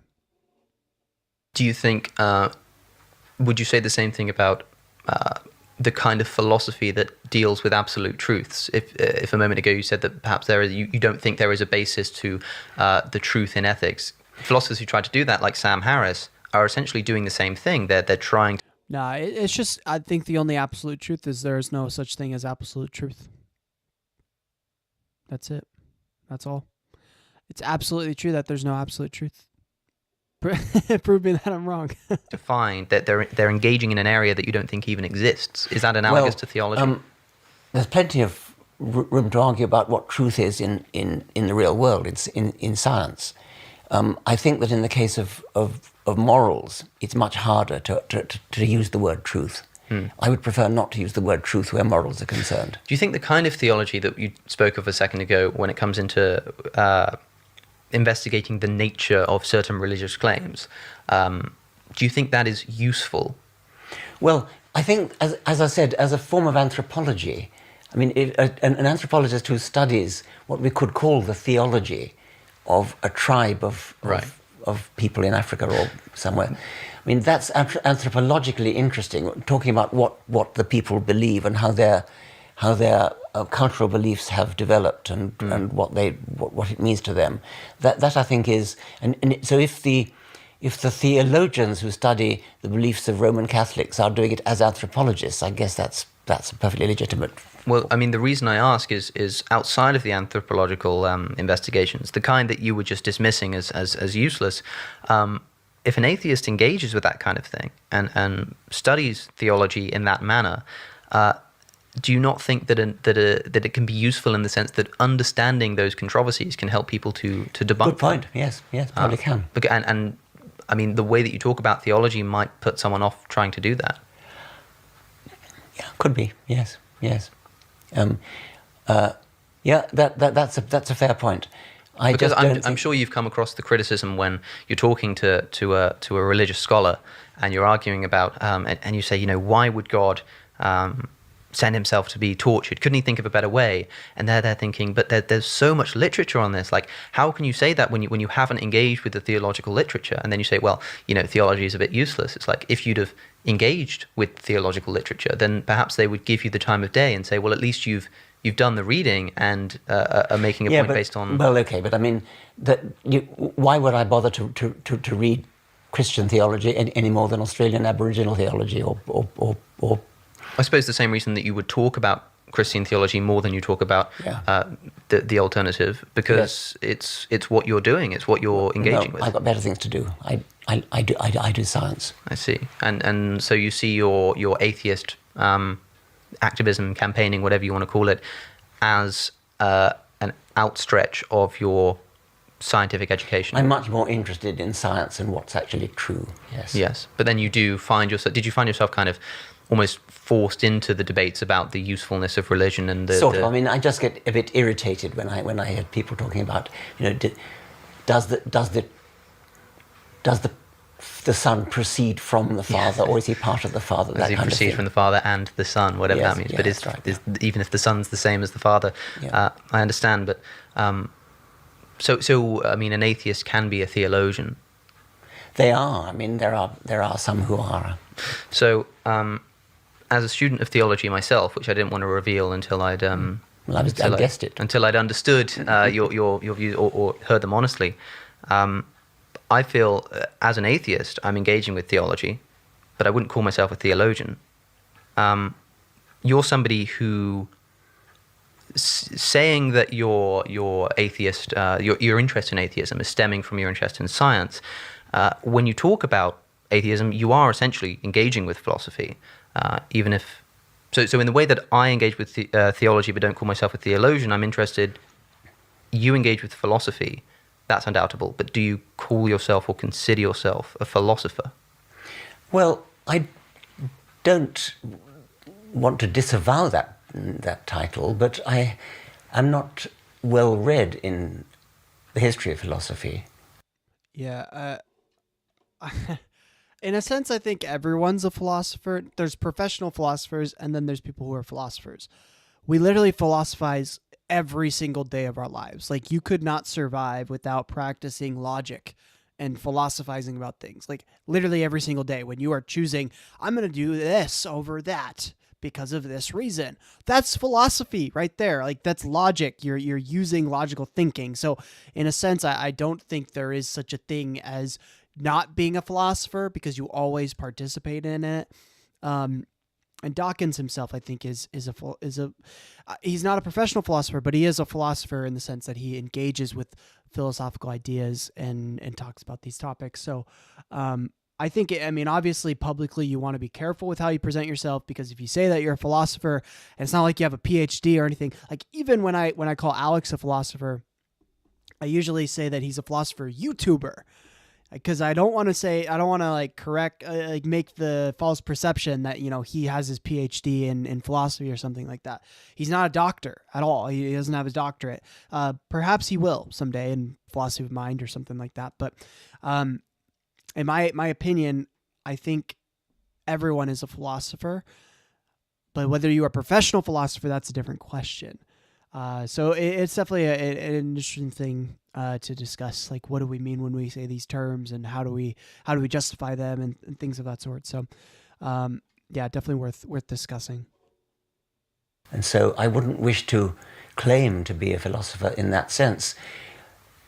Dan Dennett, who is well read in philosophy, has written an afterword to one of my books, The Extended Phenotype, in which he devotes most of it to the question, is Dawkins a philosopher?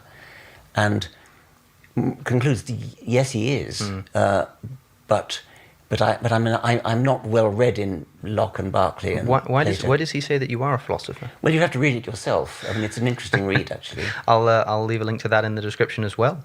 But I think that's a good place to end.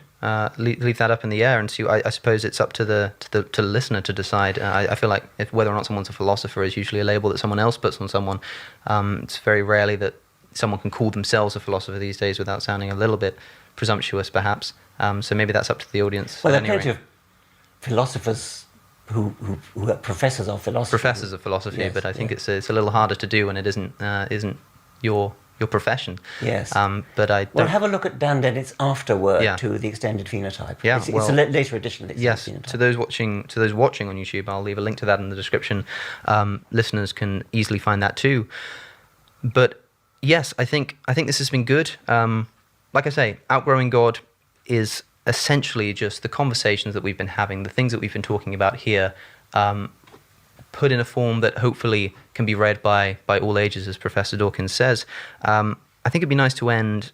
I picked up on something you said on page 131, if listeners are interested in, and it was when you were talking about moral progress, and you said, we learn from each other, we hear stories about people we admire and vow to imitate them.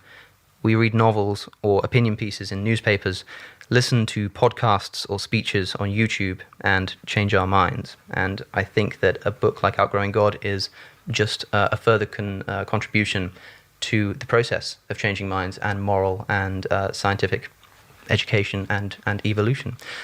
So I hope that people who've listened to this podcast feel the same way, and if you do, then a link to the book is in the description, and I hope that you will purchase it, and it's available to purchase right now. But with that said, I have been, as always, Alex O'Connor with the Cosmic Skeptic Podcast, and today I've been in conversation with Professor Richard Dawkins. Thank you very much. Let's go. That is it officially done. So that was Alex's very first conversation with Richard Dawkins. So that's super cool. How'd you guys enjoy it? What stuck out to you? What were some of the main points that you were like, oh, that's pretty interesting, or things that you maybe learned that were new? Let me know in the comments below, and I will definitely add it to our comment. Let's get some inspiration. What are things that people are saying? Oh my God, please, Alex, talk to Sam Harris next and discuss your problems with his moral landscape. Please, so he can see this. I love it. I can just see the enthusiasm behind that. I love it. We gotta get that energy out. I gotta get that energy out myself. Landmark and Alex's guests. It's just a shame Hitch isn't with us to have come on the podcast. Yeah, I was mentioning that earlier. It's so sad that Christopher Hitchens died. I was mixing their names together. Christopher Hitchens died so early. So yeah, because it would have been amazing to see him and Alex talk.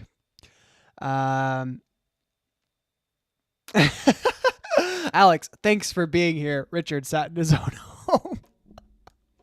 That's so ironic. That's so funny.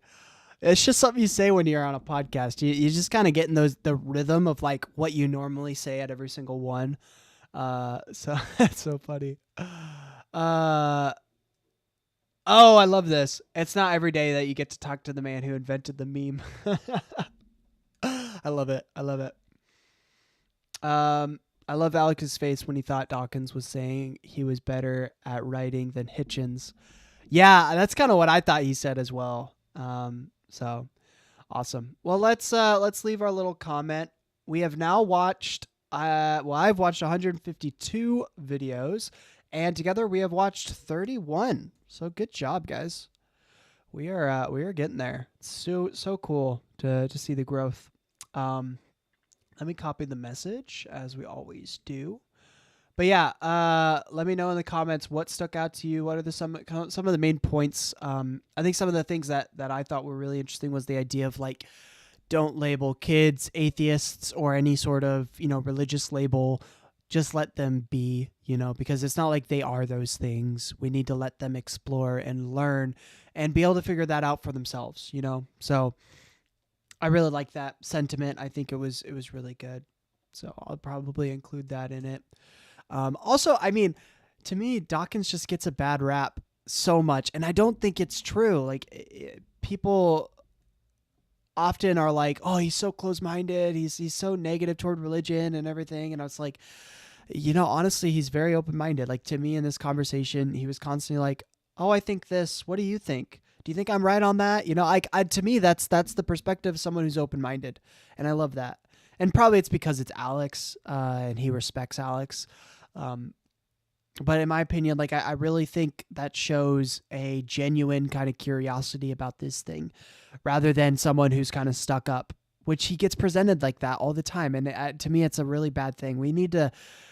I think we really need to be more charitable toward people in general. I say this all the time. We need to be more charitable. We need to be more kind toward people, and we need to be more understanding of people, because the labels and the branding that we put on people is just one perspective. People are way more complicated than that. So we need to grow up. We need to understand that, and treat people kindly and with charity and understanding in that sense. So there's my little tangent. But in terms of the comment, who did we end up voting for? Sam Harris. All right, I'm gonna end the poll. Sam Harris is the winner of who's the overall. Everyone voted for Sam Harris. Good job.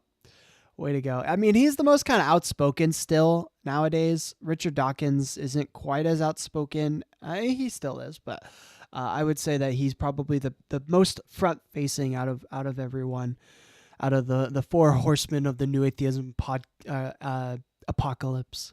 So, okay. I'm going to leave my comment here.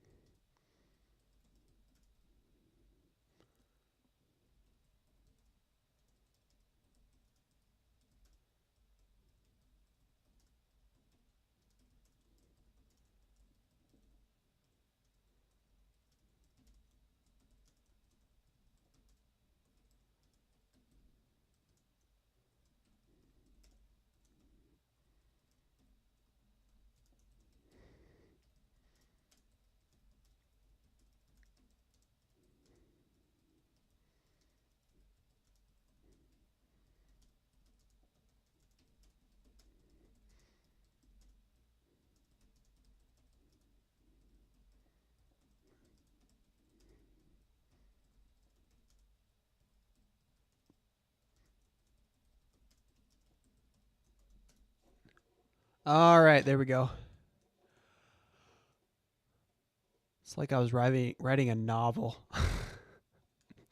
I always try not to write too much, and I end up writing more than I probably should, but whatever. Whatever. All right, let me read this out.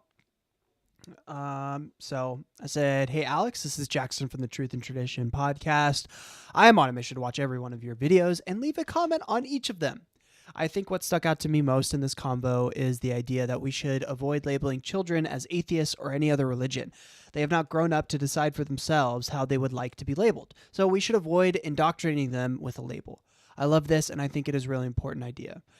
The other thing that I think stuck out to me is the idea that society is not part of the evolutionary process. In the way that people discuss moral development, it always seems like society/culture are part of evolution, but perhaps they are instead.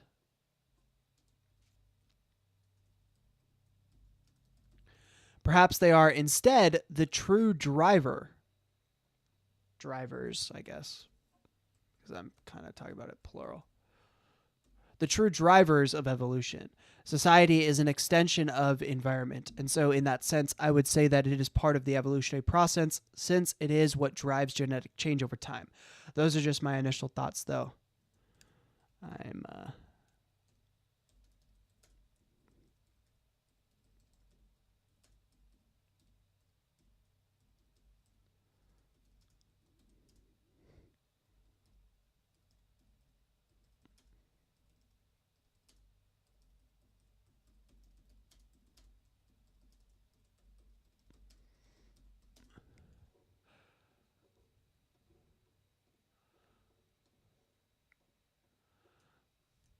I'm no evolutionary biologist, so definitely I don't understand it like Dawkins does.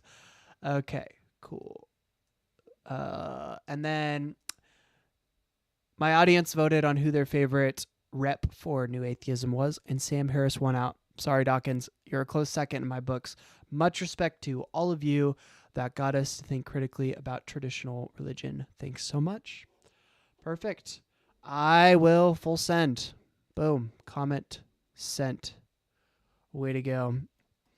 All right. We got time for another video, so I'm going to head over here and let's go. Also, if you guys haven't seen this one yet with Vsauce, it's so good. So good. Definitely one of my favorite, I think, conversations he's had recently. So, I mean, that conversation with Philip Goff was pretty fire too. But honestly, I think the one he has with Vsauce is a lot of fun. Vsauce is just, he's a YouTuber. He knows how to talk on the internet, and it's a really cool conversation, I would say. So definitely go check that one out. All right, and then let's see.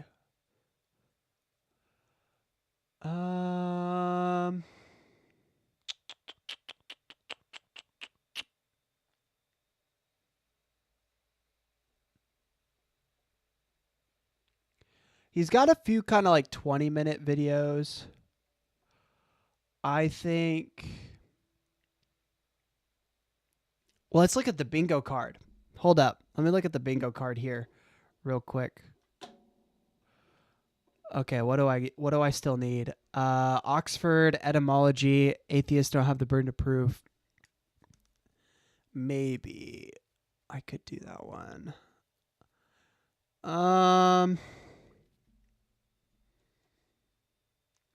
I feel like this is my best bet.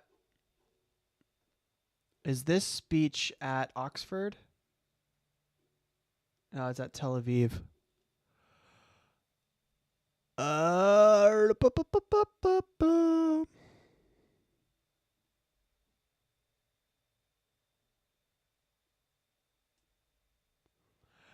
feel like book recommendations might get us a bingo. He'll probably mention Oxford, maybe. I don't know. Is there a talk at Oxford here?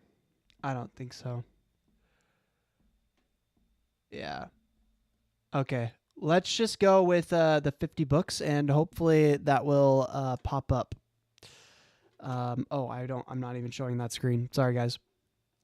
Yeah, maybe that'll be the one to pop up. We're going to do the 50 books, so that'll be the last video for today, and we will see if someone gets a bingo. Let me know if you get a bingo in the comments below. You'll be the first one ever on Truth or Tradition history, so that's cool. Hey guys, it's Cos. Oh, that was the start of the video. It sounded like it wasn't the start of the video. It started so abruptly. All right, here we go.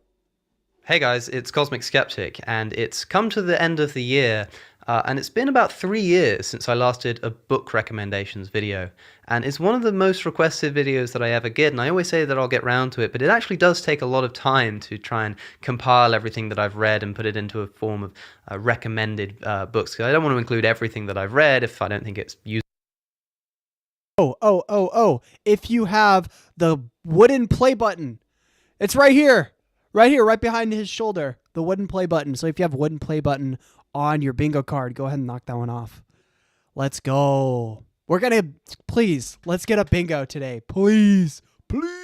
Useful or I didn't enjoy it.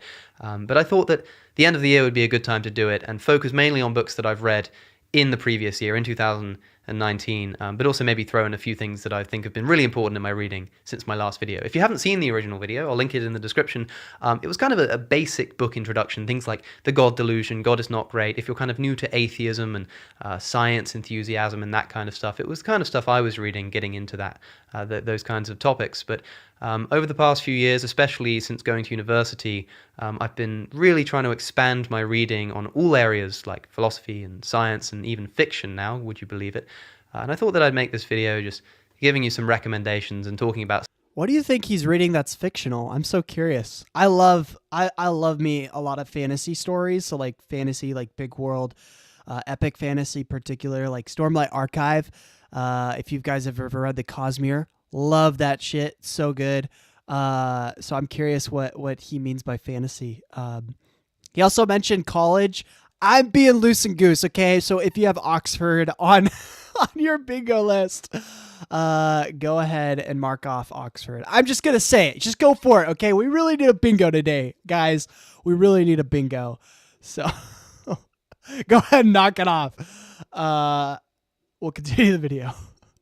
Some of the things that I've been reading. And if you support me on Patreon, then look out for a bookshelf tour that I'm going to film quite soon. It's something that some of you have asked for over on Patreon.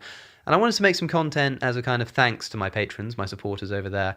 But I didn't want to make any private content. I didn't want to make like a normal video and make it only for patrons because I never want anything to be behind a paywall. But I think that just showing you around the books that I've got here in the recording space, the books that I've got at home and the books that I take to university would be quite interesting. It won't be recommendations, but just showing you the books that I own, including a bunch of signed books and special books and first prints and old books. So if you're interested in that, then you can support me on Patreon if you want to see the video, but also consider supporting me on Patreon if you like the content anyway. It's really what keeps the channel going. But yeah, as a thanks, look out for that because that's going to be hell to film as well, given just how many books I own. But to kick things off, I want to address the elephant in the room first, which is that obviously over the past year, I've been talking a lot about animal ethics. It's something that I never spoke about in the past, not really anyway, except for an odd mention or maybe an odd video. But over the past year, of course, I became a vegan, which I consider to be one of the biggest life changes that I've made ever in my entire life. And philosophically speaking, there is a lot of literature that we can be reading, especially because I know that a lot of my viewers are perhaps people who are interested in philosophy and willing to read those kinds of books, but maybe haven't engaged with specifically animal ethics before. Now, if you've been watching my channel at all, you'll know that the first book on the list is going to be Animal Liberation by Peter Singer. This is essentially the book that made me go vegan. I'd say that if you don't want to read the whole thing, it's not that big of a book, but it is quite dense. The first chapter, it's only 20 pages long, is kind of a philosophical case for the equal moral consideration of animals, and that's what really got me. The rest is kind of an expose of factory farming and animal testing and things like that. But the first chapter is a really important one for me. In fact, a bunch of people that I know personally, I said to them that I'll buy them the book, some friends of mine. I've offered this to a few people, and I said, I'll buy the book for you if only you promise to read just the first chapter. It's only about 20 pages. Something like 5 or 6 people have taken me up on the offer, and I bought them the book, and they've read the chapter, and every single one of them went vegan or is trying veganism. without fail. This book just works absolute wonders. But don't be scared to read it. You'll feel a lot better after you have done. And since we're talking about Peter Singer, he's got a wealth of books that you can read. If you want to read some short essays that he's written, Ethics in the Real World is quite good. It's just kind of practical ethics, a few pages, maybe 1 or 2 pages per essay. You've got titles like Does Anything Matter? Are We Ready for a Morality Pill? Cultural Bias Against Whaling?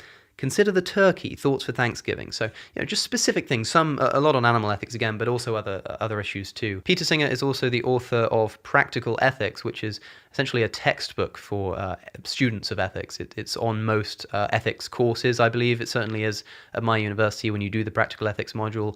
Again, just a great overview if you're into practical ethics. It's been a little while since I've read it, but I also remember enjoying The Expanding Circle, Ethics and Sociobiology by Peter Singer again.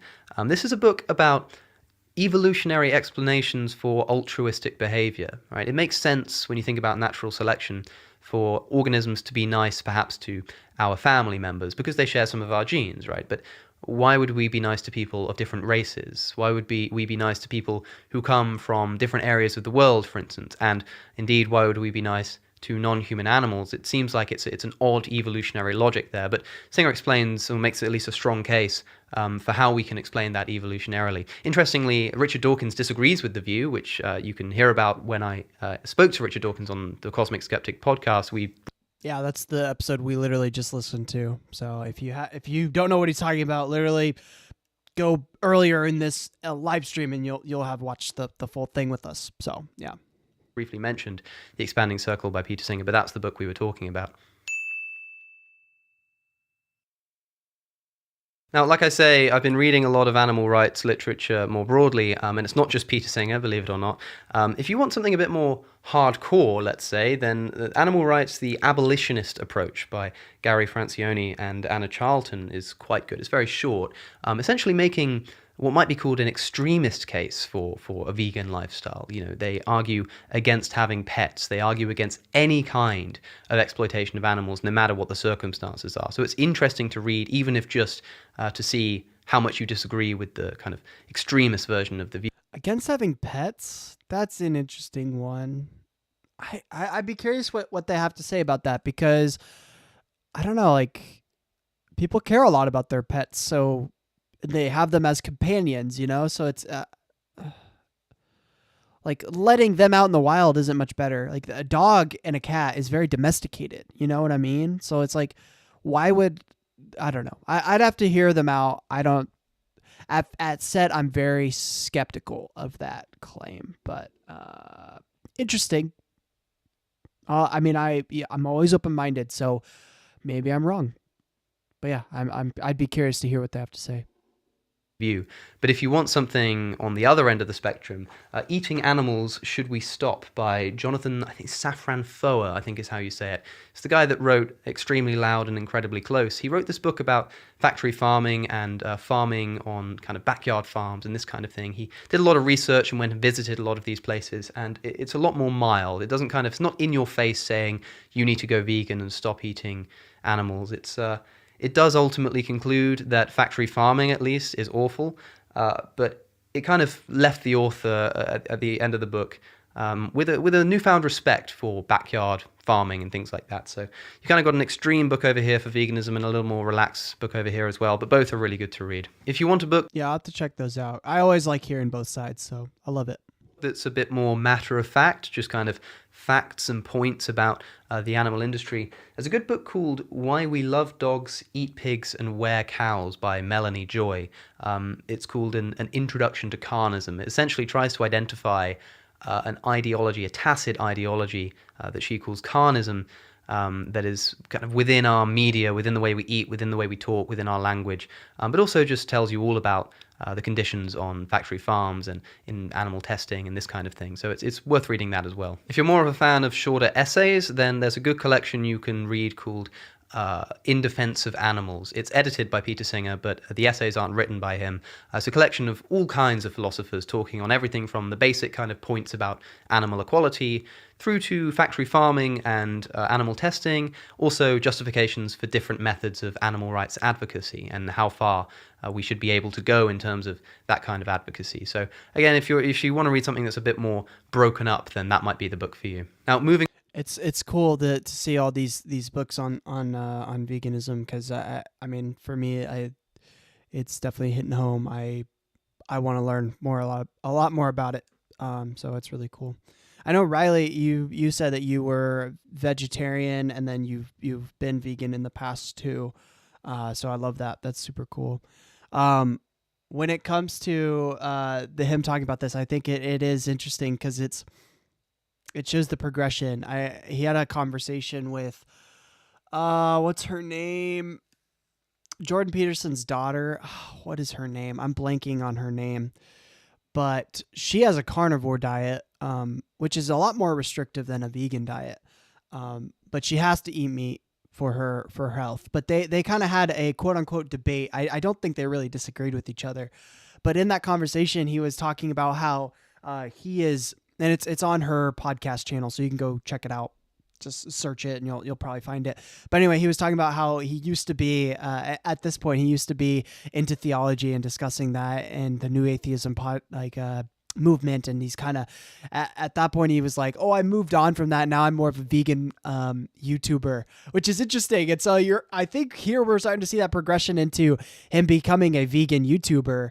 And then he'll go back to discussing theology, discussing philosophy of religion, philosophy of mind. Now he's going to start kind of discussing that again later on. But I think we're going to probably see in the next few series of videos that he's moving away from theology, from discussions of God and atheism, and more toward this veganism movement, which is pretty cool. So it's cool to see that momentum, that shift, and it's going to keep changing. So yeah, super cool to see all that. Moving on to philosophy more broadly, in the past year, one of the most recent books that I've been reading, I haven't finished it yet, is David Beneter's book on antinatalism. It's called Better Never to Have Been. Especially after talking about veganism, a lot of people have asked me to talk about antinatalism. If you're not familiar, it's the view that it's immoral to have children.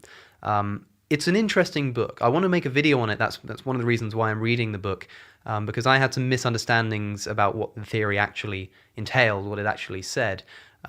It's kind of compelling and interesting, not overwhelmingly compelling. It's like you can see the point he's making, but it's a really interesting application of the idea that we should minimize unnecessary suffering. If that's something you believe, as I do, David Beneter tries to kind of take that to a logical extension, he sees it, because the way to, of course, minimize unnecessary suffering is to not allow that suffering to take place at all by not allowing anybody to have any children. But it's not quite as simple as it might seem on face value. So I'd recommend giving it a read, but it's a bit more kind of niche. It might not be up everybody's street, but look out for a video on that, hopefully sometime in the future when I finish the book, if I feel like I've got enough to say on the topic. Also, I believe published this year, maybe at the tail end of last year, A.C. Grayling's book, The History of Philosophy.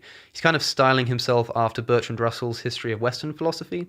It's very comprehensive. It does just what it says on the tin, has a few pages on all the kind of key thinkers throughout history. And one of the things that it does that not a lot of Western books on the history of philosophy does is tries to also incorporate Eastern philosophy at the end.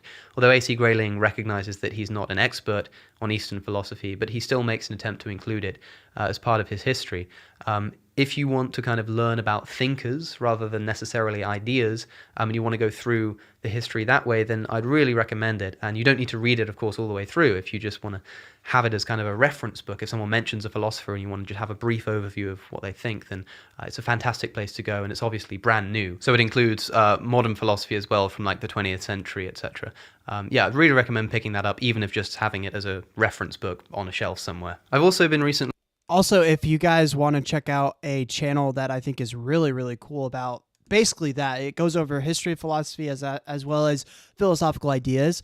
The channel Philosophize This is a great podcast. Like I think Alex had him as a guest like a few years ago, but Philosophize This is probably one of my favorite channels, favorite podcasts I listen to every once in a while. So if you guys want to go, I mean, if you're not everyone's super into reading. So if you are more kind of an audio person, you want to listen to something, Philosophize This is a great thing. It's like the top philosophy podcast in the world, I think. So definitely go check it out. It's super, super great. The guy's been making content for, gosh, like 10 years or so. So really, really cool. Definitely highly recommend it. It's one of my favorite podcasts because it really, he goes through all the different philosophers over time. He starts with pre-Socratics, but he covers Eastern, Western, all sorts of different philosophical traditions and history. Digging into the essays of George Orwell. Again, you can buy them in a collection. I'm sure there are loads of versions that you can buy online. But George Orwell was obviously one of the most important political commentators of the 20th century, and although he's renowned for his fiction, he also wrote a ton of essays, and all of them are interesting, not always particularly convincing, sometimes a little bit troubling, actually, I found. But again, just really interesting to read and worth having in your mental catalogue. But I'll also add that when it comes to political philosophy, the reason I'm not really making any recommendations now is because I'm going to be doing a module on political philosophy. It's theory of politics as a part of philosophy at university. I don't know exactly when I'm doing it, but I feel like after I've done that module, it's probably going to be a better time for me to recommend political theory, and especially an order in which to read it. So perhaps after I've done the actual paper at university, I'll make some more recommendations. But for now, I think I'll leave political philosophy there. One thing that I've been trying to do more this year as well is reading memoirs. I was always a bit skeptical of reading them. I enjoyed, when I was younger, reading, for instance, Ayaan Hirsi Ali's, when I heard about her story and thought it was relevant to criticizing Islam and things. But I was always wary to just read a memoir just to learn about a person. Oh, he mentioned Islam.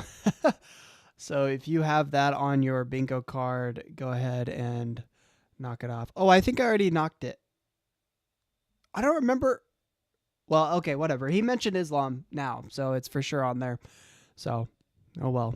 I don't remember why I knocked Islam on there. Maybe they mentioned it earlier. Person.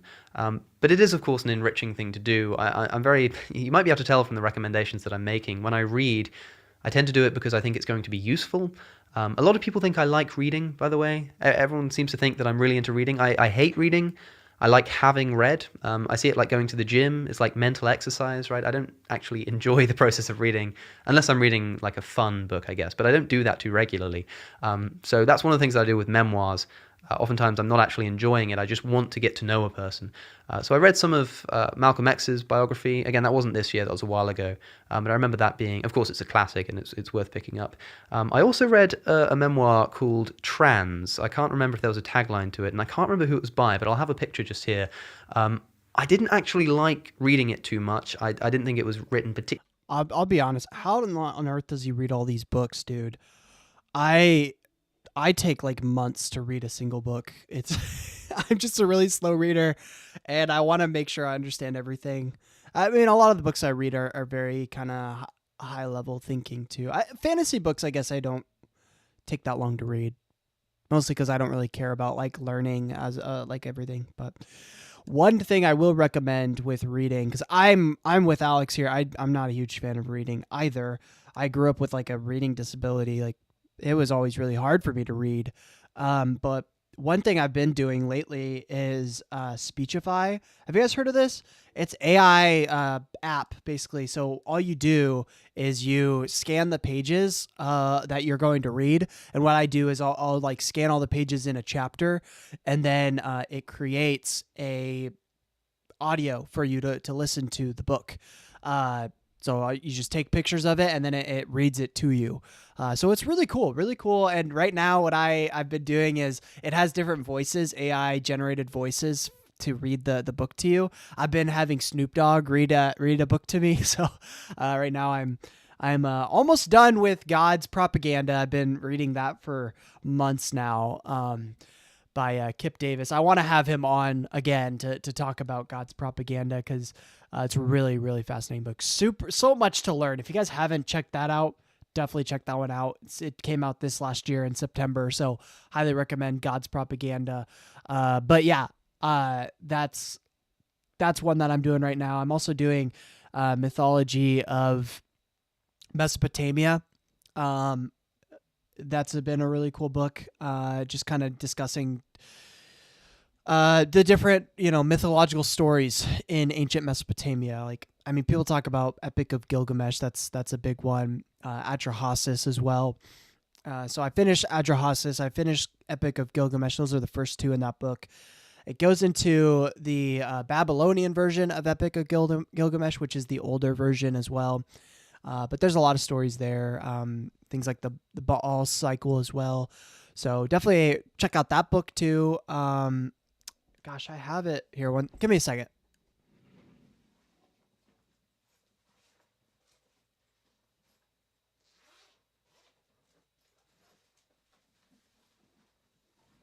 Yeah, here it is.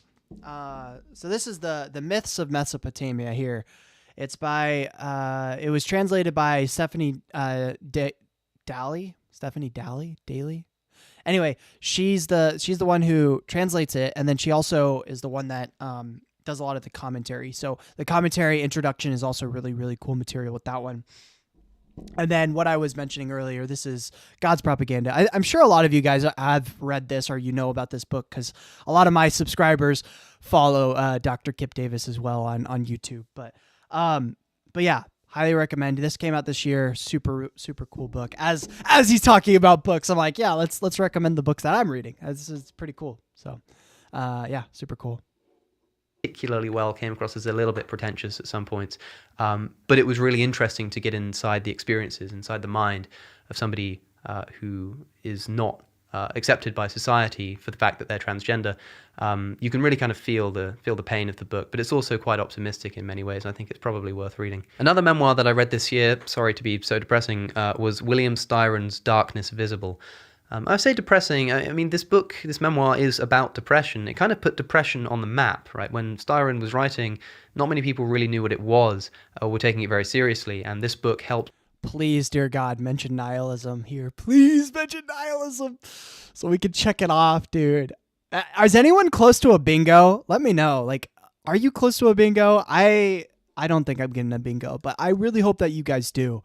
If he doesn't mention nihilism, I'm just gonna let depression be close enough. Be close enough. I don't know.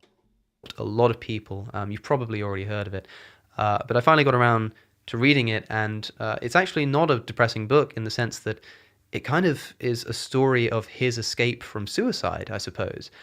So if depression is something that you are struggling with or have struggled with, or if you're just interested in learning about it, which I think everybody should be, because I think that everybody knows somebody at least who's been through it or is going through it, then this book can really help kind of elucidate what these people are feeling. Because the thing about depression, as far as I understand from Styron at least, this is his view, that it's always just impossible to put into words what the feeling is actually like. I think that's something we can all relate to, having those feelings that just are ineffable. We just can't seem to find the words. But Styron, being such an excellent writer, manages it better than most people would be able to. So it's definitely a recommended book for that kind of reading. I'm always also dipping into and rereading the memoirs and writings of Christopher Hitchens. I've been really enjoying reading the earlier parts of Hitch 22. Hitchens, I think, is also on there. So if you have Christopher Hitchens, go ahead and knock that one off too. To his memoir that he wrote nearing the end of his life. Reading about the parts when he was young and studying at Oxford, because now being at that university and getting to go to the places and recognizing places that he mentions in the book, it's quite an eerie and bizarre but really interesting experience, like frequenting the pub where he met James Fenton for the first time. It's just things like that are really interesting to live out. But as well as Hitch 22, which is kind of the obvious memoir to read of Hitchens, one of my favorite books, I think perhaps my favorite book he ever read, is Letters to a Young Contrarian. Again, it's the kind of book that I tend to dip in and out of rather than sit and read all the way through. But that book is just, I don't know if it's like objectively good, so to speak. I wouldn't recommend it to everybody.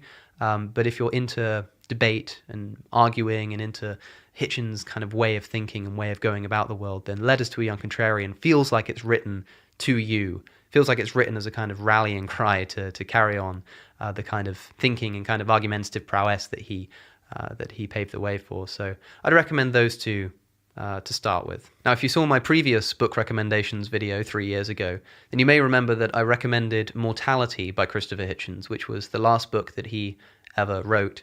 He wrote it as he was dying of esophageal cancer. And the interesting thing about that book, of course, is that you get to be inside of the mind of somebody who's dying, right?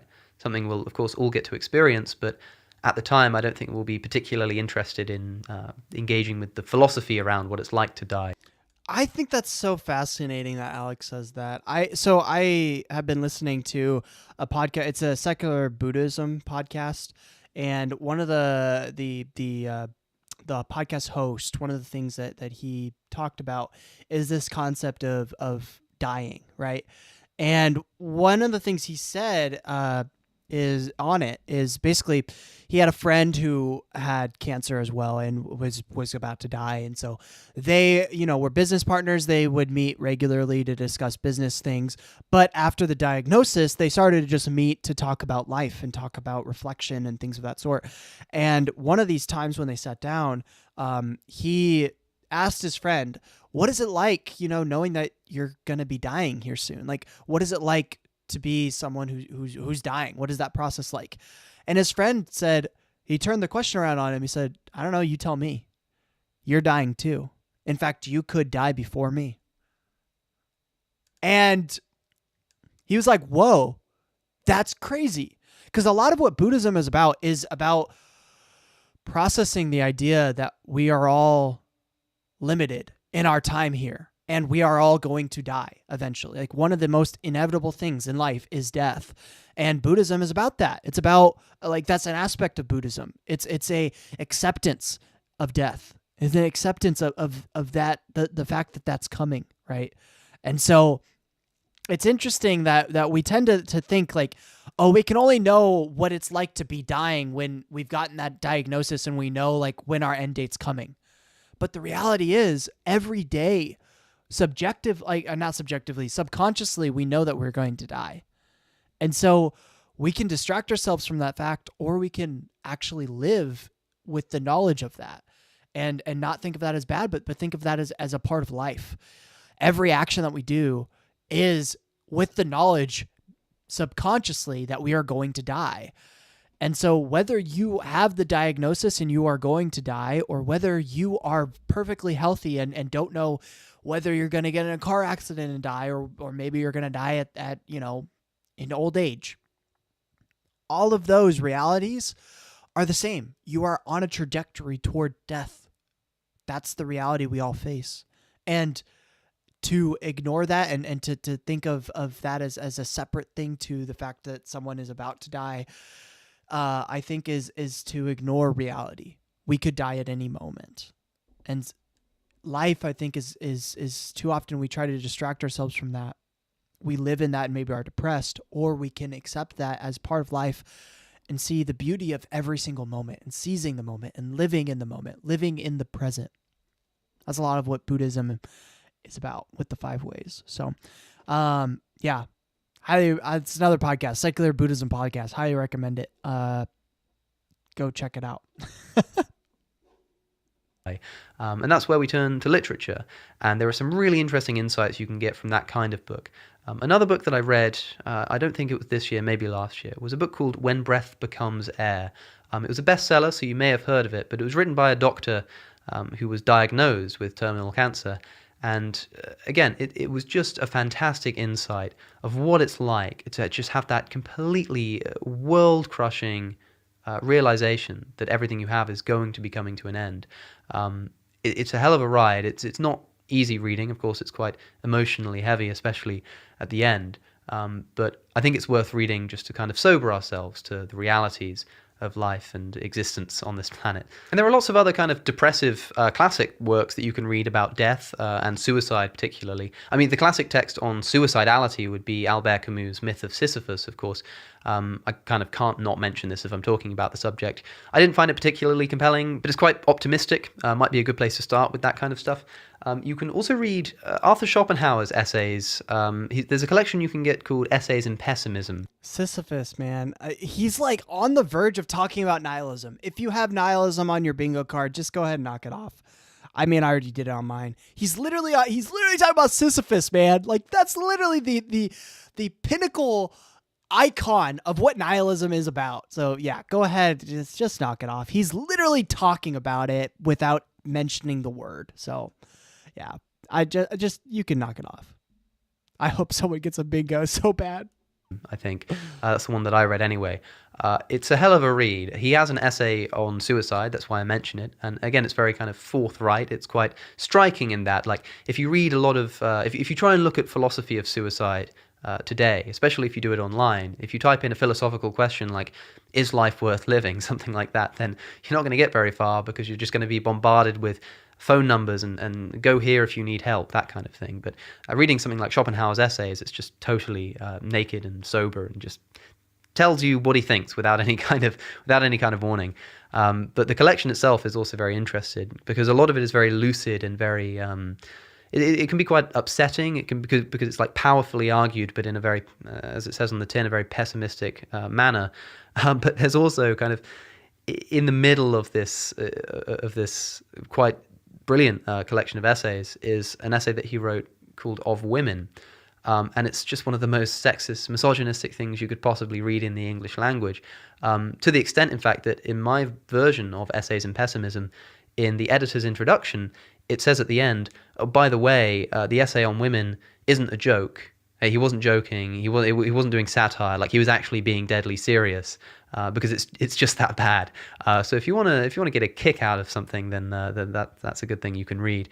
But the essays surrounding it in that collection are also very, very good. And by the way, when I say that something is good when I'm talking about philosophy, I don't necessarily mean that I agree with it, that I subscribe to it, that I think it's a good philosophy to follow. I just mean that it's good for engaging with those kinds of topics. So if you're interested in engaging with the philosophy of whether or not life is worth living, which you may be if you read something like Benneter's book on antinatalism, that kind of stuff, if that's the kind of thing you're interested in, then these books are good for that. I'm not necessarily saying that they are good in their conclusions, if you see what I'm saying. In Schopenhauer's essay on suicide, he also references David Hume's essay on suicide, which talks about some of the religious angles to suicide as well. So if you want your kind of suicide literature recommendation from Cosmic Skeptic, The Myth of Sisyphus, Arthur Schopenhauer's essay on suicide, David Hume's essay. But I'd also recommend reading some of the modern literature that argues, should we say, to the contrary. I remember reading Matt Haig's book, Reasons to Stay Alive. That was a good book. He's got a lot of books on anxiety and depression and things like that, which I think are quite interesting. I've also been trying to read a bit more fiction as of late, because as I say earlier, I don't tend to read for pleasure. I tend to read because I think it's useful. It's a useful thing to do. And even with fiction, sometimes I'm reading it not because I actually enjoy the process of reading it, but because some of the kind of the morals you can get from the story, some of the experiences you can feel that you've had from reading a great novel can be useful, even if I'm not enjoying the process of actually reading it. I just finished reading Lolita by Nabokov, which is one of the most beautifully written things I've ever laid eyes upon. It's also, of course, very disturbing, but also hilariously funny. I recommended it. It quickly became one of my favorite novels that I've ever read, let alone just in this year. Earlier in the year, I also read Martin Amis's The Rachel Papers. I wanted to read some of Martin Amis, partly, I guess, on Christopher Hitchens' influence. But The Rachel Papers was the first novel he ever wrote, so I thought I'd start there. And again, it was just hilarious, I found. And you'll find yourself raising your eyebrows at one or two points during the plot line. But the author's very self-aware about these things, and it's quite entertaining to read. For my degree for theology over the past year, I also got to dip into some of the novels of Dostoevsky, specifically The Brothers Karamazov. I ended up writing an essay on that book for my first year exam. It kind of goes without saying that these are great books that everyone should read, but I just wanted to give them a mention because it's something that I have been reading this year and did find it as good as everybody says that they are. But whilst people always understandably recommend Dostoevsky's big, great novels, they often do so at the expense of some of the stuff that he wrote before, my favorite being Notes from the Underground. So if you're looking for something a little bit shorter, it's about 100 pages long. I'd recommend that as a good starting point for Dostoevsky. At least that's where I began to read his works. And you can tell how loosely I read fiction with how erratic all of these books are. But another book that springs to mind when I think about fiction is The Catcher in the Rye. That's one that I read since the last video I made, and again is probably one of my favorite novels. I just really enjoyed it. I can't quite put my finger on why, but again, I think it was quite funny. I tend to have an appreciation for books where the author... He thought it was funny. Interesting. Yeah, I read Catcher in the Rye in high school. it's a very depressing book. He found it funny. That's maybe he means funny in like a peculiar way. I don't know. Is self-aware and ironic and kind of subtly true. humorous in an otherwise serious book, let's say. That's probably my favorite kind of fiction book. So, in fact, if any of you have any recommendations for fiction books that you think I might enjoy based on the kind of books that I've been talking about here, then feel free to leave some in the comments. I'd love to hear them, or also on Goodreads. I should have mentioned at the beginning, I have a Goodreads account if you're interested in I feel like you'd enjoy like Death of a Salesman. That was a pretty interesting fictional book that I read. Definitely has a lot of it's a very serious book, but it has that sort of serious humor. Is that a British thing? I feel like that's a very British thing. It just makes fun of just the problems in life. I feel like that's a very British thing. Death of a Salesman's definitely up that alley, I feel like. Yeah, if you guys have ever read that one. I wasn't a huge fan of it, but it sounds like Alex might be a big fan of it. keeping up to date with what I'm reading when I'm reading it. Goodreads.com/Cosmic Skeptic. If you're interested, you can send me some requests there. I'm not really sure how it works, but I'm sure there's a way to do it. Now, of course, I've been doing a lot of reading for my actual degree. I study philosophy and theology. And usually the stuff that I'm reading are like very specific essays. They're very specific to something that I'm studying at the time. They're not particularly interesting general philosophical reading. But there are some books that have either stuck out or have been reoccurring, and so are useful reference books. On the theology front, one of the most important books that I read in my first year of university was a book by Daniel Powell called 9 Theories of Religion, which does do what it says on the tin. It kind of takes 9 really important key thinkers when it comes to the sociology of religion, the psychology of religion, explaining why people are religious, essentially, and goes through them all quite comprehensively, but also quite briskly. So if you're looking for a good introduction to the explanations of religion from people like Karl Marx, from people like Emil Durkheim, from people like Sigmund Freud, then this is a really good book to start with. I've also really enjoyed doing the science and religion paper that I'm still kind of halfway through at the moment at university, getting to read Galileo's works, and they were interesting enough to make me make a video about it, as you'll know if you're a subscriber. Made a video about Galileo's trial. I'll link that in the description. Also getting to read Charles Darwin, not just kind of The Origin of Species, but also some of his personal correspondence to see about his views on religion and how evolution and his theory of natural selection kind of played into religion and what the response was at the time. We did a bit of Stephen Jay Gould's non-overlapping magisterium type stuff. We also went back to Isaac Newton and kind of read a bunch of literature discussing whether or not he kind of removed the need for God as an explanation for the universe. But again, with these kinds of things, when it comes to like reading Newton and Darwin and that kind of stuff, it tends to just be their correspondence and their big kind of magnum opus. So, reading about the Principia Mathematica, reading The Origin of Species, reading the correspondence that they wrote relevant to religion. It's fairly easy stuff to find online. What I might do is upload my reading lists to my website. I previously did that for some of the stuff that I did in first year. I uploaded some of the reading lists that I got given. I might try and update that in the future. If that's something you want to see, let me know. I can post essentially what my tutors send me. They email me a bunch of reading each week for a particular topic. So I can put that on my website, perhaps with their permission, if that's something that you want to see. Now, just thinking about it, I remember that at the end of the last book recommendation video that I did, I mentioned a few books that I wanted to read. One of which being Infidel by Ayaan Hirsi Ali, which I've already mentioned, which I did, of course, read, and I thought was fantastic. Just thought I'd update you on that front since I mentioned it in the last one. I definitely would recommend that. I think the other one I mentioned was Sapiens by Yuval Noah Harari, which was just fantastic. I mean, it's one of these books that everyone says is one of the kind of best books written in recent years, and I think it deserves the credit that it's getting. And also the sequel to that, Homo Deus, which I haven't read yet, but I've heard is equally good. I've heard of those books. I think I actually want to Minsok, if you're still there. You're the one that I think mentioned reading that book to me. So I haven't read it yet, but that's pretty cool. Love it. And on the topic of books that I haven't read, I had some requests on Twitter when I mentioned that I was going to make this video to talk about some of the books that I want to read that I've got kind of on my list that I haven't read yet. So there are a few that spring to mind. There's one book that was recommended to me quite a long time ago now by Steve Woodford, Rationality Rules, called Justice by Michael Sandel.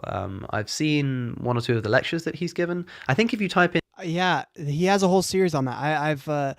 So he's a Harvard ethical philosophy teacher, and he has a whole YouTube series. So if you literally type in Michael Sandel on YouTube, and you can watch his entire Ethics, I think 101 series, and he does an entire class. He uploaded it to YouTube. It's a Harvard class for free on YouTube.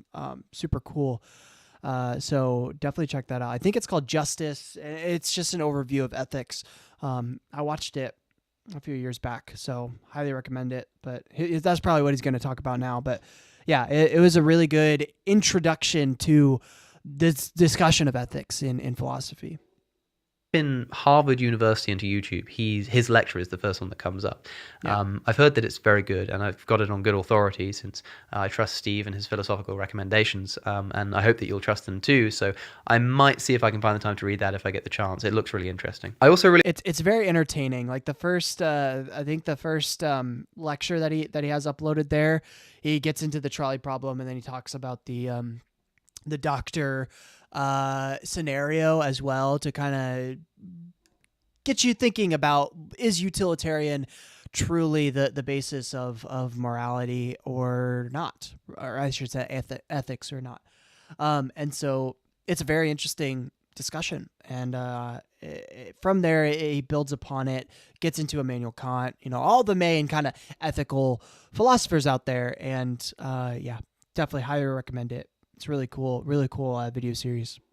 Really want to read Dominion by Tom Holland. This more or less comes at the recommendation of Justin Brierley, whose show you may have seen on my channel. He runs the Christian radio show Unbelievable that I've been on a few times. It's where I debated Frank Turek. But he recently had Tom Holland on debating, I think, A.C. Grayling about the influence of Christianity in the development of Western culture, essentially. Tom Holland tries to make the case that Christianity has been absolutely crucial in shaping the values that we have in Western liberal democracies. And I've heard that it's quite a compelling case. So I want to give that a read and see what I have to think about it. I'm trying to think of books that have been actually kind of recommended in some way or another, because I want it to be on some kind of authority that I can recommend books that I haven't actually read yet. And the last one that I can think of is comes from the recommendation of none other than Jordan Peterson, who I saw speak in Oxford at the tail end of last year, in October, I think. And he tends to just kind of talk from the top of his head. And this event wasn't filmed, so I don't know if he's mentioned this book anywhere else, but he mentioned Ordinary Men. I can't remember who it's by, but... That's a book he talks about all the time. At least now he does. But yeah. That's cool. I believe this book is about soldiers guarding Nazi death camps, and I haven't read it, but he does talk about it a lot. Essentially kind of exploring the psychology of these individuals who, as the title says, are just ordinary people. They're just people, but somehow were capable of committing these atrocities. That seems like a really interesting psychological investigation. And as soon as he mentioned it, I think I pulled my phone out in the theater and noted it down, because for all that Jordan Peterson has to say, his book recommendations tend to be pretty on point. Now, Chris Guck1 asks an interesting question on Twitter, which is if I've read any books in the past year specifically to try and challenge my views, I assume in relation to religion specifically. And yeah, of course, I'm always trying to do that. And there are, again, a few that kind of immediately spring to mind. One that I'm currently reading, again, I haven't finished it, is The Case for Christ. It was gifted to me by a friend who I met at university. We had a conversation about Christianity, late kind of night conversation type thing. And then, the next day or the day after, I found in my little pigeonhole a copy of The Case for Christ with a little note telling me to read it. And I thought that was very kind thing to do. So I've only just finally gotten around to reading it. Sorry, Sam. by the way, for not having read it yet, and I appreciate you lending it to me. I've actually been quite enjoying it. It's written from a journalistic perspective. Lee Strobel, you may have seen the film, was a man who worked for a newspaper, and his wife converted to Christianity, and he essentially wanted to go and try and disprove the historicity of Jesus as a means of trying to prove to his wife that it just didn't make any sense. But in doing so, he ended up becoming convinced and eventually becoming a Christian. So yeah, it's been recommended by a few people, and I think I got a kick out of the film, so I thought I'd try the book version too, which alas is a little more serious, but it's still quite enjoyable. Also, of course, Yeah, no, it's a pretty good book. I like Case for Christ. That's a good one. Another one that I think is another challenging one.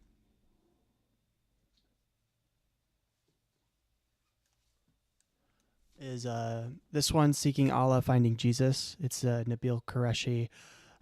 Basically his journey from Islam to Christianity, discussing kind of apologetical reasons why you should be a Christian instead of a Muslim.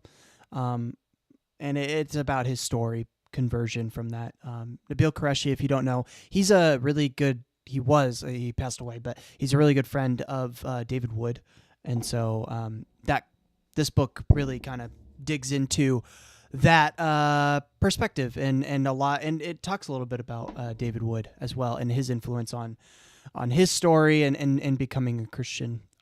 So yeah, that's something that a good friend of mine gave me 2 years ago. So I'd seen there's like a video out on it where he talks about most of the things in the book, shares his story. It's a long video where it's literally called Seeking Allah, Finding Jesus. But I think it's a good challenge to you if you're an atheist and you want to understand good reasons to believe in Christianity. I think it's a pretty good challenge for that. Case for Christ is a little bit more about the resurrection, though, whereas it talks about the resurrection and Seeking Allah, Finding Jesus, but it also talks about like manuscripts and how many manuscripts there are in comparison to, say, like Islam, and how close they are in retrospect to the writing and all of to the time of Jesus. So I think it's a pretty good book series. So good challenge. Been getting to read a lot of challenging literature by virtue of the degree that I'm doing. So for instance, on a paper studying the figure of Jesus, I got to study the church fathers and read like Augustine and Anselm and Athanasius. And as you can see, like I said before, I ended up making videos on these people. I made a video just after I finished first year about Athanasius and Anselm specifically. But yeah, I got to read these kind of classic theological texts to really try and understand the justifications for some of the doctrines of Christianity. You know, I've been having conversations and doing reading at university that may not have kind of convinced me of Christianity, of course, but maybe made me think that it's a bit more internally coherent. You know, I remember arguing about things like, if there is a God, you know, would it be justifiable to punish people in hell, for instance, like eternal punishment? Can that be justified? And I may not any longer be able to say this is immoral. I might have to say that actually, on your worldview, understanding the way that you kind of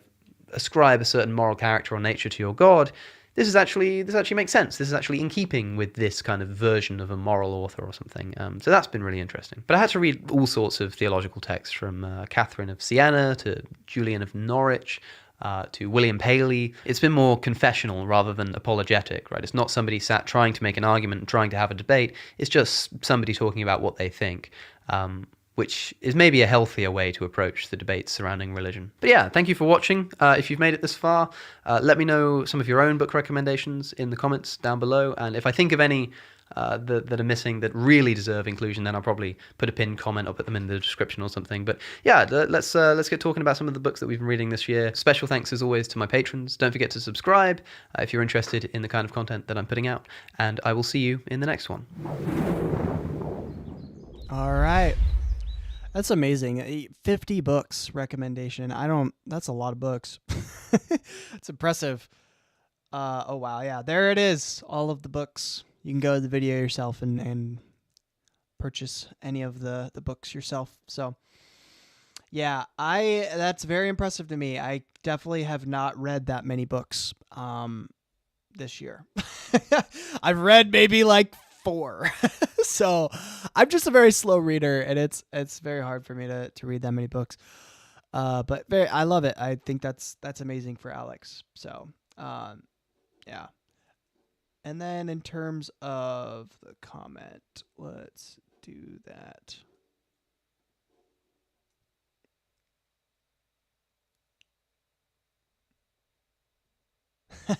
When I was this guy's age, I hadn't even read 50 books total. That's funny. I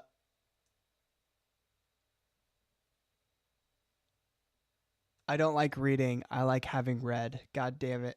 You put it into words. I love it. Yeah, that's cool. Yeah, I think I'll just keep the comment simple on this one. What is this? Oh.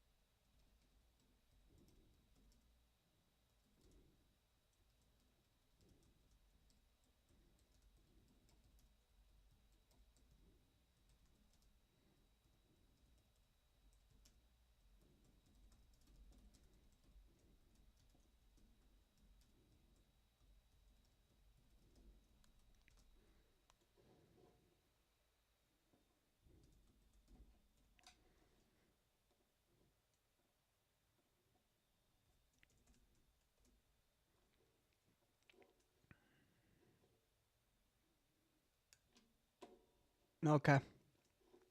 Cool beans. Well, that is going to end us for today. I hope that you guys enjoyed the live stream. So proud of all of you guys. Oh, I got to mark it. We have now watched 153 videos. Together through the live streams, we have watched 32 videos. So nicely done, y'all. We're killing it. I got to update which videos it is, but yeah, super cool. So many more to go, obviously, but we're chugging along. I think this has been pretty cool. In terms of videos I can recommend from Alex, it's definitely more than 50. So, but yeah, I hope that you guys enjoyed today. We discussed, Richard Dawkins. We discussed new atheism, a topic that tends to be kind of frowned upon, but I don't think it's bad. I really think new atheism was very healthy for our culture. And if you do too, smash that like button and subscribe too if you enjoy this content. I'm watching every single Alex O'Connor video in hopes of having him come up onto my podcast. So if you enjoy this content and you want to make that dream come true, smash that like button, give it a like, subscribe, and share it with anyone that you think would be interested in following along in this series. Without further ado, that's going to be it for today. I hope that you guys have